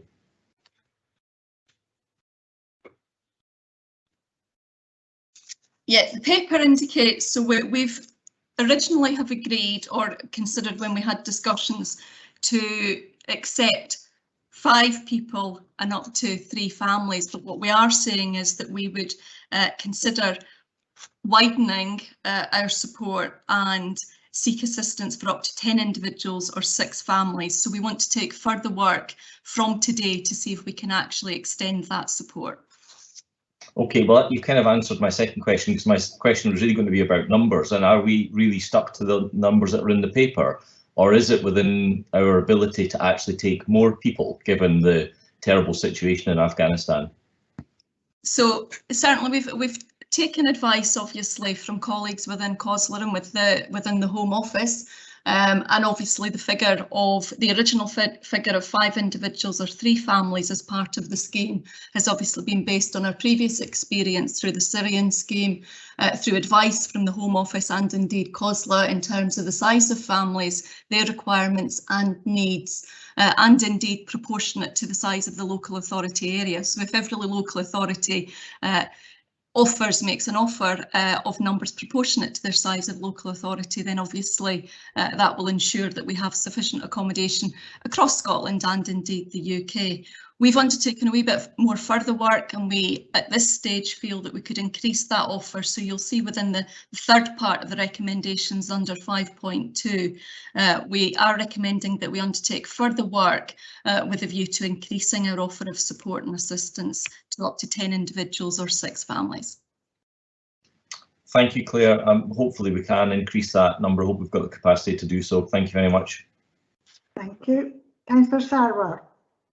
Thank you. I had 2 questions, but the first one has been largely answered within Councillor Forbes' question. I just wanted to say that I welcome this paper, and I'm really grateful for the work that's being done so that we can play our role in what's such an essential task of rehoming the most vulnerable people at the moment. I was just wondering, I mean, I think you probably have it, but if there was just a bit more clarity of why we're taking less than we did during the Syrian crisis. So you're saying that's just because you think that we'll already meet the need at this lower number? Yes, and again, you know, I think as has been discussed in terms of how the situation sort of develops or unfortunately unfolds, is when obviously we review the situation, but certainly the size of housing or size of accommodation that is required, we understand will be relatively large, because the families that are coming over will require fairly large accommodation.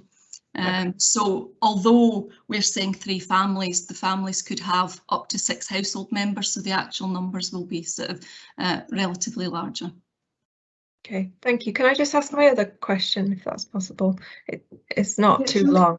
It is quite a quick one, I don't think. Anyway, it was just under 3.4. It mentions a weekly cash allowance, but it's not specified how much that is. I was just wondering if you could provide more detail.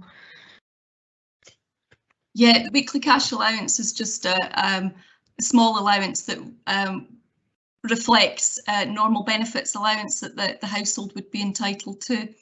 I don't know, Elaine, if you've got the exact figure. It will depend obviously on the household size. That's how it would be calculated. So, Elaine, I don't know if you've got any further detail on that. Yeah, it's just based on the benefit. So it's roughly about £30 for a single person, £70 for a family, and then there's an individual allowance for a child. So it just depends on the household composition.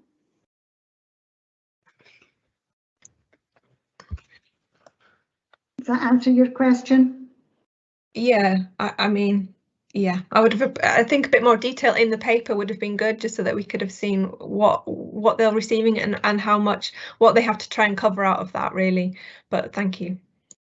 I could just add that if you see within the first bullet point, the flat rate of 10,500, that covers all of the costs. So certainly in terms of the housing at the moment, the accommodation that we have identified, we will be ensuring that the properties are fully furnished and there will be goods, you know, a package within that. So it very much is just for the day-to-day living costs. So the rent and all of the housing and household costs are covered within that initial rate and will be comfortably covered. Thank you. Councillor Peter Barrett. Thanks very much, Provost Depute. Very heartened to hear the comments from Councillor Forbes and the response and the flexibility shown on numbers, which I think will be needed. At the start of the discussions about the resettlement of the Afghan LES, there was a school of thought which seemed to suggest that the Afghans would have been less trauma experienced than the Syrian refugees or even our unaccompanied asylum-seeking children. The way that the evacuation has unfolded, I would reckon that will no longer be the case. And are we going to be able to gear up to provide the emotional and psychological supports that families may very well need now? Thank you, Councillor Barrett. Yes, absolutely. I think in response to your question, I think in the first instance, the original families and households that we are considering probably have lower support needs. But I think in terms of the second group, which we are currently waiting for more details, I think, as I said, this is kind of an evolving situation. So we're currently waiting for the details from the Home Office in COSLA, but we do feel that the support needs for future groups where we may be asked to accommodate women and children will have higher levels of support needs. So we will obviously keep elected members updated as we sort of move through. But yes, at the moment, the support needs of the households that we are considering are not too high, but we anticipate that will change. Thank you. Thank you. Councillor Lane. Thanks. I welcome this paper and I hope I expect Perth and Kinross to do as much as they possibly can, and I'm sure they will, as they've done in past emergencies like this. My question is, will we be working or coordinating with charities? I saw a post there from Broke Not Broken in Kinross, who collected quite a lot of stuff from members of the public, clothing items and other items, and they went to a charity in Fife to distribute. We as a council be liaising with organisations such as Broke Not Broken to collect and disperse household items and clothing, etc., to those that need it. Yes, thank you, Councillor Lane, and I would say that the support from community groups is already being absolutely overwhelming. We've already receiving lots of offers of support, donations from individuals and communities across the whole of the Perth and Kinross area, which obviously is absolutely fully appreciated. To ensure that we can target these offers of support and the donations appropriately, PCAVs are supporting us and they've agreed to coordinate all offers received. Full details of these arrangements can be found on our dedicated PKC website, which I think should be up and running by now, and we will circulate that link and indeed the contact details for PCAVs. We're also engaging sort of more widely with community groups and a range of partners. So public, private, third sector, as well as obviously community groups and social enterprises. And we've got a meeting arranged with all interested parties next month, over the next couple of weeks, to discuss and agree what support and assistance they can provide. So to take that more coordinated approach. Thank you. Thank you very much. Councillor McEwen. I'm trying to take my camera off. Oh, there we go. Thank you, Vice Convener, Vice Provost. Okay. My question is, Perth and Kinross Council, we know, is one of the best in Scotland at dealing with homelessness, and this probably puts us in a very good position to deal with this issue. Obviously, consequently, then there will be councils in Scotland who might find this a much more difficult task. Are we in a position to actually take more than our share? Hence, because the money follows the asylum seekers, so therefore, there's no cost to us, but we might have better capacity than other councils, and it'd be great to make sure that the capacity does exist in Scotland. Thank you for your question, Councillor McEwen. All 32 local authorities have advised that they will assist, and I think the response to the earlier question in terms of the original offer of 5 individuals or 3 families, and the fact that we're currently looking at increasing that, in fact doubling that, I think is over and above probably the normal capacity expected for us as our size of local authority, but certainly an area that we'll continue to keep under review. Thank you. Councillor Parrott. Thank you very much, and I can only say I welcome this paper wholeheartedly and hope that we can do as much as we possibly can to assist. I'm at paragraph 3.4 though, specifically with regard to the matter of English language training for these individuals. I'm wondering whether the difficulties of English language training from probably Pashto and or Dari has been addressed, because I think that will be a more significant problem than English language training from Arabic for the Syrian community. And given that there are 2 majority languages in Afghanistan, Pashto and Dari, and people don't necessarily know both, I wonder whether we will be seeking to ensure that we get individuals or families in from one of those languages groups and not both, if we're taking a small number of people. Thank you. Thank you for your question, Councillor Parrott, and I might pass over to Elaine for this one. Certainly the families that we're currently considering, my understanding is that within each household, or within all households, there is one member of the household who can actually speak fluent English, as you would anticipate, given their locally employed staff. But Elaine, I don't know if you're able to answer the more specific detail of Councillor Parrott's question. Yes, I can.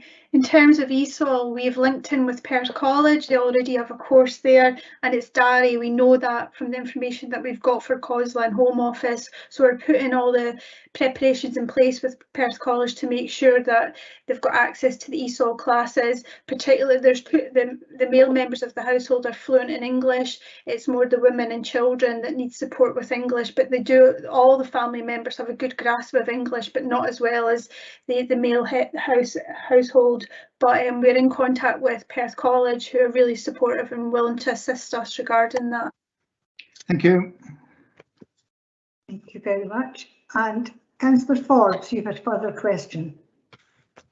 Thank you. Just thinking much further ahead, once they've arrived and settled in, I presume that I'm absolutely certain they'll want to contribute to the country, and I wonder if there's any thoughts on training to help them get jobs and really settle into the country. Thank you, Councillor Forbes, and yes, absolutely, in terms of the overall support that will be provided, employability, I mean, certainly they will make a welcome sort of invaluable contribution to the local communities, and that obviously will include employment, and certainly that has been our experience with the Syrian families who have come over and settled very well into communities. Most of the males within the households have secured employment. I think there's one household that started up their own business. So yes, absolutely, all of that support will be provided, and we've got good success with the Syrian families that have been supported to settle within Perth and Kinross. Thanks very much, and don't take this flippantly because it's definitely not meant to be, but I do know that we have a real shortage of HGV drivers, and that may well be something that they may have experience of abroad and could help us with in the future. So hopefully they'll all settle in and get good jobs. Thanks very much, Claire. Okay. Thank councillors for all the very interesting questions, and for Claire and Elaine for answering them, and it's giving us all some food for thought and knowing that we as individuals can help this cause by donating something, so hopefully we'll all support it. I'd now like to invite Councillor Lyle to move the report. Thank you very much, Deputy Provost, and like you, I'd like to thank Claire Mailer and her team for the work that they've put into this difficult situation already. Councillors, as you're aware, given the escalating and increasingly difficult circumstances in Afghanistan, unanimous agreement was given on the 16th of August by all political groups on the Council to offer accommodation and support here in Perth and Kinross to help Afghan locally employed staff and their families to relocate to Perth and Kinross. This report now asks the Council to homologate our earlier decision to participate in the relocation scheme. As a Council, we recognise the importance of supporting vulnerable people to live life safe and fulfilling lives, and we have demonstrated our support over the years with national relocation schemes supporting families from Syria and young unaccompanied asylum seekers to resettle in Perth and Kinross. The UK Government have been running a scheme to support Afghan locally employed staff and their families since 2013, in recognition of the commitment and bravery that they have shown in supporting UK forces. The need has become more urgent because of the withdrawal of NATO forces from Afghanistan, and the scheme is now being accelerated. We are in a good position to welcome individuals and families from Afghanistan, and our participation in the scheme will confirm our commitment to providing humanitarian support to individuals and families. We have worked side by side with our armed forces and officials. We are already engaging with a range of partners across the private, public and third sector organisations, as well as community groups and social enterprise groups, with their help to coordinate and support any families that come to be resettled in Perth and Kinross. The scheme will meet the cost of relocation for these families, and they will be housed in privately rented accommodation. We have already had lots of offers of support coming in, which demonstrates the extraordinary generosity of people of Perth and Kinross. We also saw this during lockdown last year, and it is humbling to see that in action once again. I give my sincere thanks to everyone who has offered their help. This report seeks two things for your approval. One, to participate in the Afghan locally employed staff relocation scheme, and two, to offer support and assistance to 5 individuals or 3 families, which may increase to 10 individuals and 6 families, or even more flexibility if required, that we could be able to go beyond that point. Deputy Provost, happy to move the motion. Thank you very much. Councillor Braun, to second the report, please. Thank you, Deputy Provost. There can be very few people who have not been moved by the distressing scenes that have been coming out of Kabul over recent weeks. No doubt there will be much debate on these events, particularly on what could or should have been done to avoid them. However, for now, we must deal with the ongoing crisis. People and families running for their lives, many because of assistance given to Allied forces over the last 20 years. The UK government has asked for support in relocating individuals and families as they arrive in this country, and I am pleased that we here in Perth and Kinross have stepped forward to play our part. The paper before us today outlines our response. Initially, we proposed to offer support to 5 individuals or 3 families, but intend to work to increase that support for up to 10 individuals or 6 families, or a mixture subject to need, and maybe even more. Because we already have a high demand for social housing, we will be looking to source suitable accommodation from the private rented sector, and the paper also details the funding support being made available to us. The experience gained from the Syrian refugee scheme in 2015-2016 and the professionalism of our housing team will help ensure a smooth running operation as much as possible. And I'm also pleased that Councillor McEwen recognises how well the housing service has been run over the last 4.5 years. As mentioned, we are currently engaging with a range of partners across all sectors, as well as community groups and social enterprises, to coordinate support for any families that are resettled in Perth and Kinross, and I'm sure we will extend our thanks to them. I'm sure all members will join me in hoping that all refugees will find peace in this country, where our freedom is protected by just laws and not by fear or the barrel of a gun, and where their children, sons and daughters, may receive an education for their future, limited only by their dreams and ability. Deputy Provost, before I finish, I would like to mention one more thing.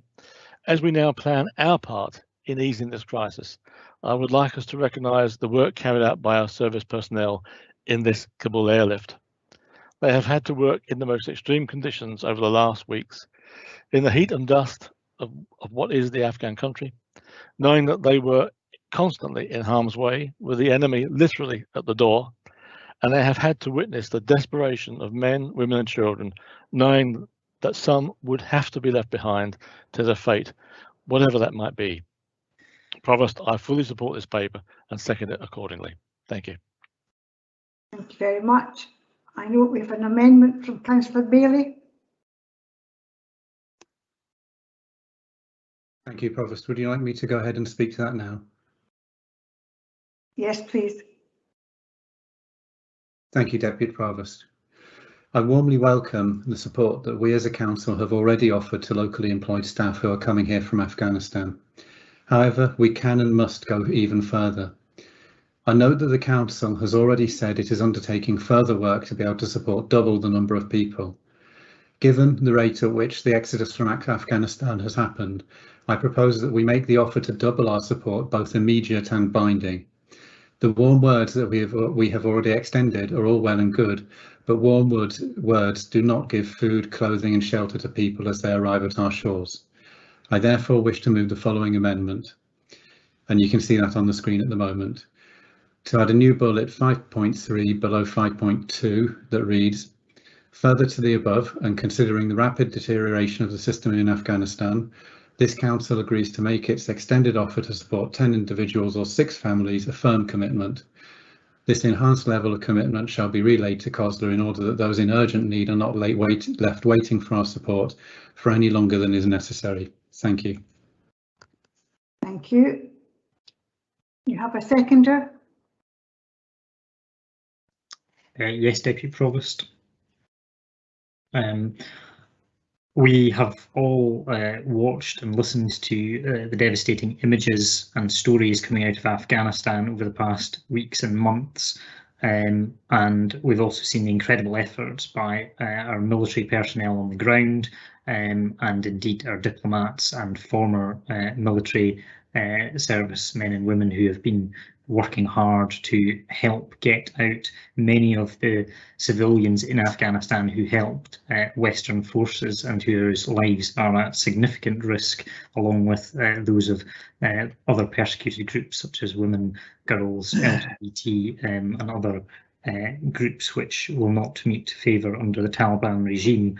And it's imperative on those of us here that we do everything we can, however small that may be, and I hope that by this small action to take in more than we have originally planned to, that we can actually help save lives of more at-risk individuals whose lives have really been put at risk by the actions of our government and our other Western governments and the decisions, the bad decisions that many of them have taken over the past weeks and months, and that we can do as much as we possibly can, and I hope this is really just the start of our support to help people who are fleeing for their lives and really have been let down significantly, and this is really a small thing that we can try and do to try and make amends for what has really been a disaster in terms of the withdrawal from Afghanistan.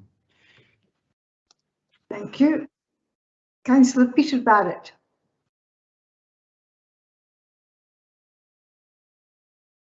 Thank you very much, Deputy Provost. I would like to echo and reiterate the comments made by Councillor Bob Braun and pay tribute to our armed forces for their efforts on the ground in Kabul in evacuating people in extreme and extraordinary circumstances right up until last Saturday night. I also want to thank the 45 senior army officers who wrote an open letter to the government to warn of the impending evacuation crisis and trying to ensure that locally employed staff, the people to whom we owe a debt and a duty of care, were safely evacuated. Provost, it shouldn't have taken 45 senior officers to demand the government do the right thing or point out that there would be blood on our hands if they didn't.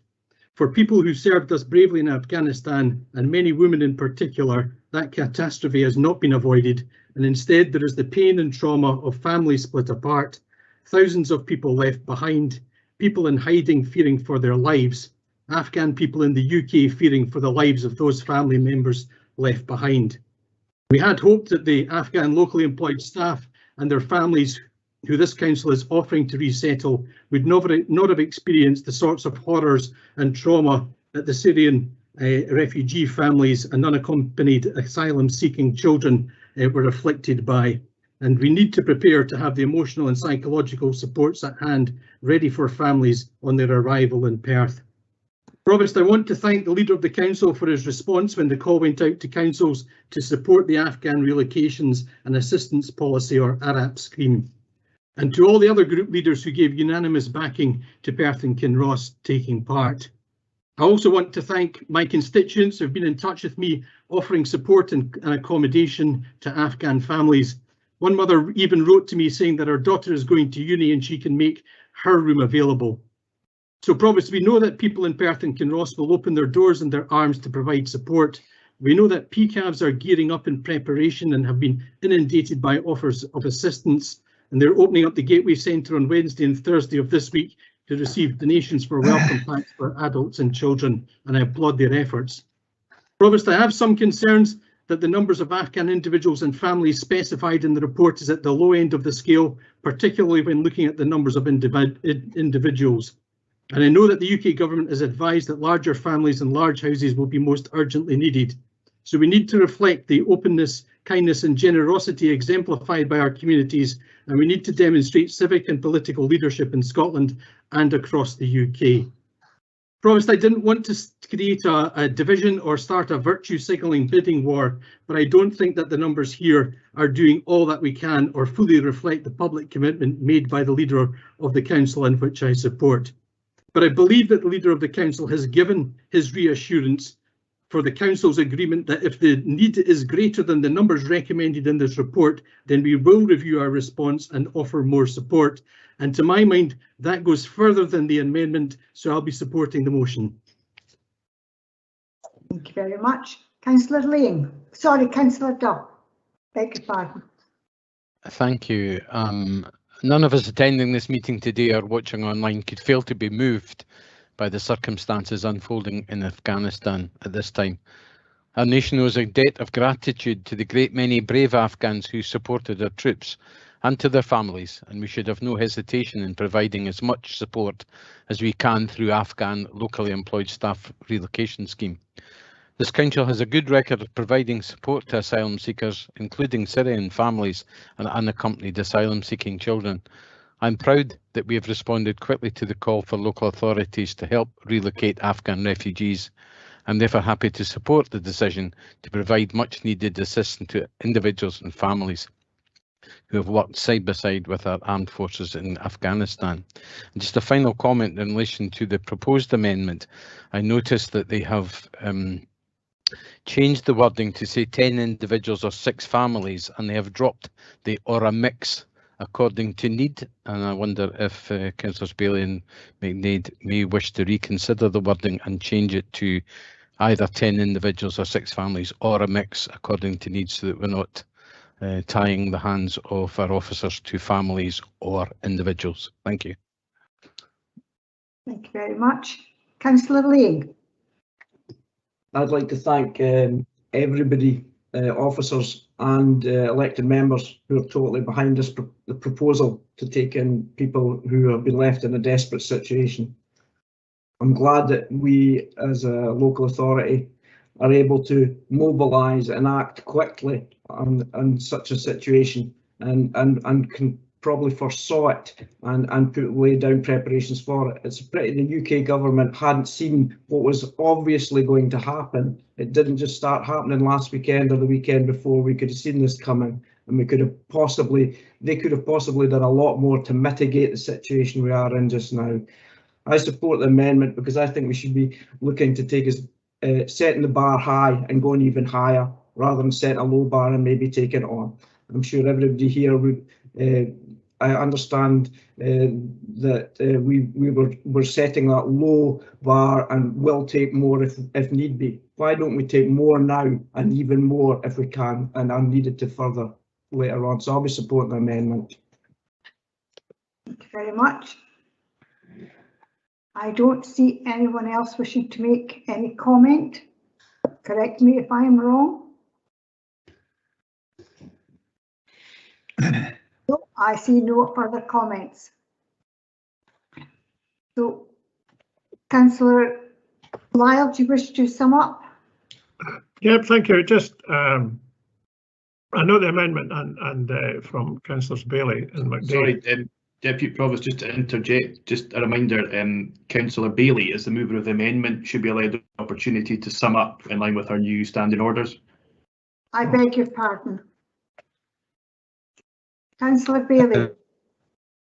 Thank you, Deputy Provost, and Councillor Duff. Of course, I think you've probably picked up on a drafting error on my part there. My intention was that the officers would also have the flexibility in my amendment to adopt a mix of people as required between families and individuals, of course. Thank you for that.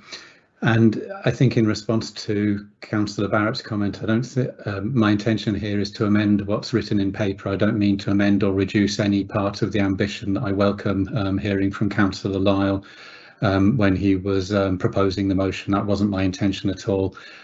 So please consider my comments as being and my amendment as being against the paper, not against my Councillor Lyle's comments, which I do warmly welcome. Thank you. Thank you very much. Councillor Lyle.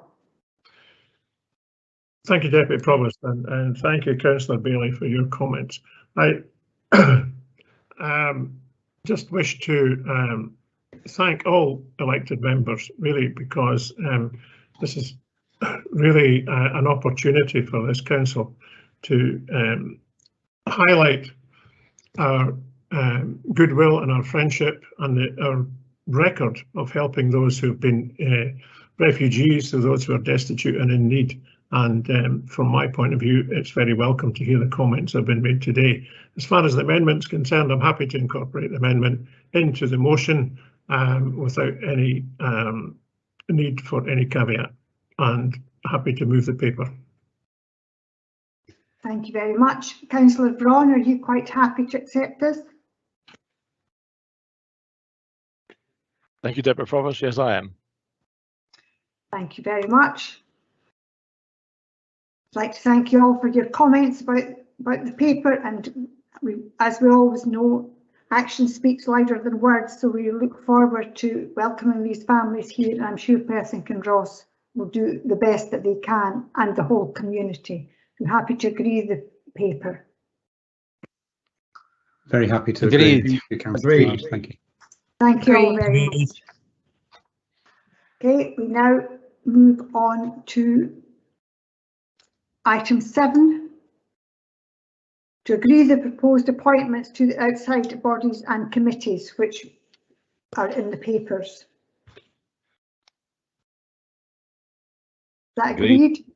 Agreed. Thank you very much. And the final item of business to... Sorry, Deputy Provost, can I interject? Scott Henley made me aware this morning that there was a gap in Tayside contracts, which is for an opposition member to fulfil, and I understand that Councillor Wilson has agreed to take on that role if there's agreement of the council this afternoon. I'm agreeable to that. Thank you, Deputy Provost. Thank you. Councillor Barrett, your question, or is that what your question was relating to? No, I've got a question, Deputy Provost. Normally, if there's a revenue implication or a cost implication with any proposals that's reported to council, are there any revenue implications or resource implications or cost implications with the changes that have been put forward? And if there are, why haven't they been reported to council?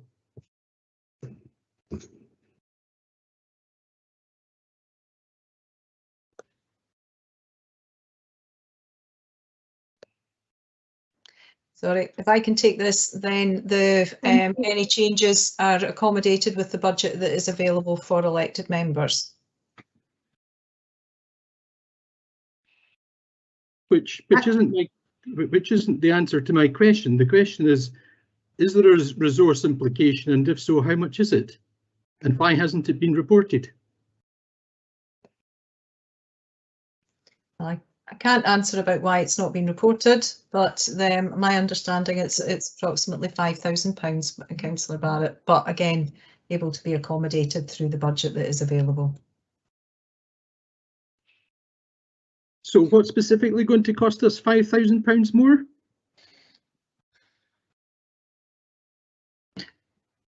Sorry, Deputy Provost, I have a point of order. Councillor McDade.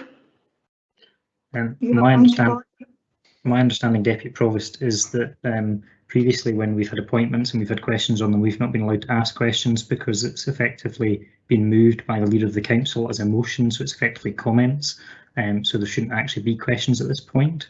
If I could have a ruling, perhaps, so that we can understand how the new standing orders work on this, please.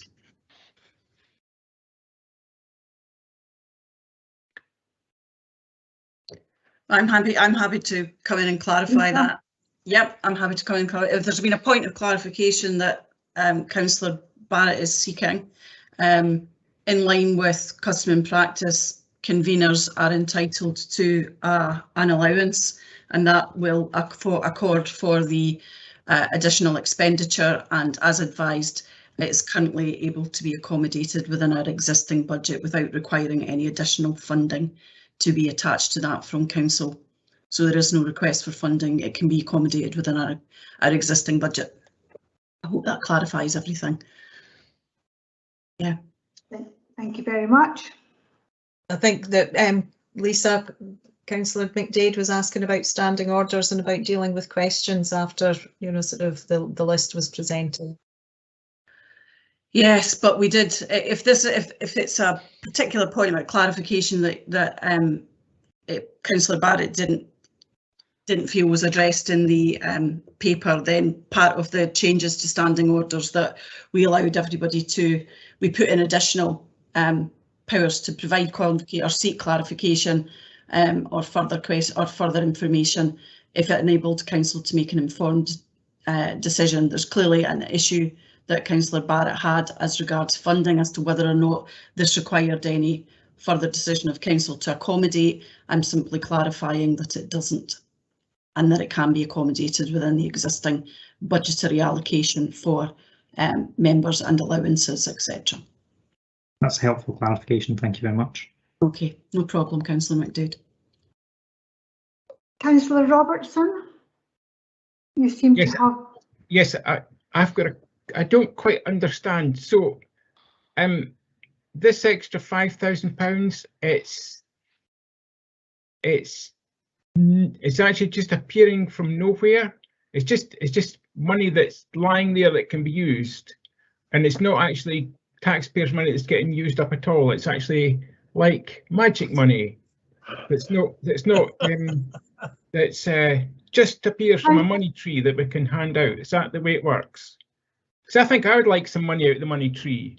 Oh, for loads of things. Councillor Robertson, we've had quite a good afternoon, and I really don't want to end it in some comments that are quite unnecessary. So if you've got a question, ask the question. I've asked the question. Is there funds available that can be applied for in budgets that I've never known about? I asked for things to get done within my ward, and I'm always told there's no money for it, there's no budget for it, and I've got to go back and tell people this. And now I've been told at the council that an extra £5,000 can be found that nobody has to account for. It just gets handed out as if it's appeared by magic, and I don't understand how that happens. As a councillor who've been a councillor for a long time, I have no idea how that happens. Can you explain to me? Is it money that's just lying in a pot somewhere that can be used? And how do we know about that money? And how can we apply for it for other things? No, there is not a pot of money that's magic, and no, there is no funding that's magic, and we don't just give out willy-nilly because we are duty bound to follow every budget coding, and that is properly managed. The position that we have here is that this council has decided that conveners get a convener's allowance for being a convener, and therefore if we have a convener, there is no precedent for singling one person out not to get that allowance. And what we are saying is that there is a budget that we hold that allows us to pay members of allowances that can safely accommodate the additional cost of ensuring that the new convener of SPNR is able to get the same entitlement as any other convener of a committee, and that is being managed by our underspend at the moment. So there is budget available. We're not seeking additional budget from the council, and we can accommodate this change to make sure there is parity across the piece with all conveners. That's the custom and practice in this council, and until that decision is changed, then we're simply complying with custom and practice. So conveners get an allowance, and I'm telling that from our underspend, we can accommodate the cost of that allowance, and we're not seeking any additional funding to that effect. So there's nothing to seek a decision for. So until the policy is changed by councillor as regards paying conveners, the position is what the position is. That's really helpful. I understand that. So it's really a decision to create an additional convenership. I have to say. It's not a decision to create an additional convenership. Just to pay somebody some. It's just to. I still don't quite understand it. But can I just say one thing? I have to say, I feel really sorry for council officers like yourself who have got to try and justify decisions taken by politicians who hide behind you and won't stand up and explain to us what they're doing.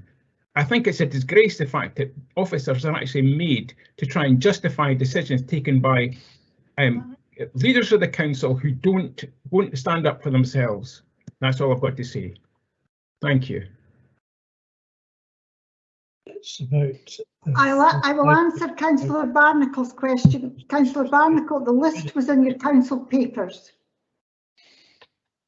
Councillor McDade. I hope this is relevant. I'm just not going to put up with a lot of nonsense. Thank you. I have not received this particular paper.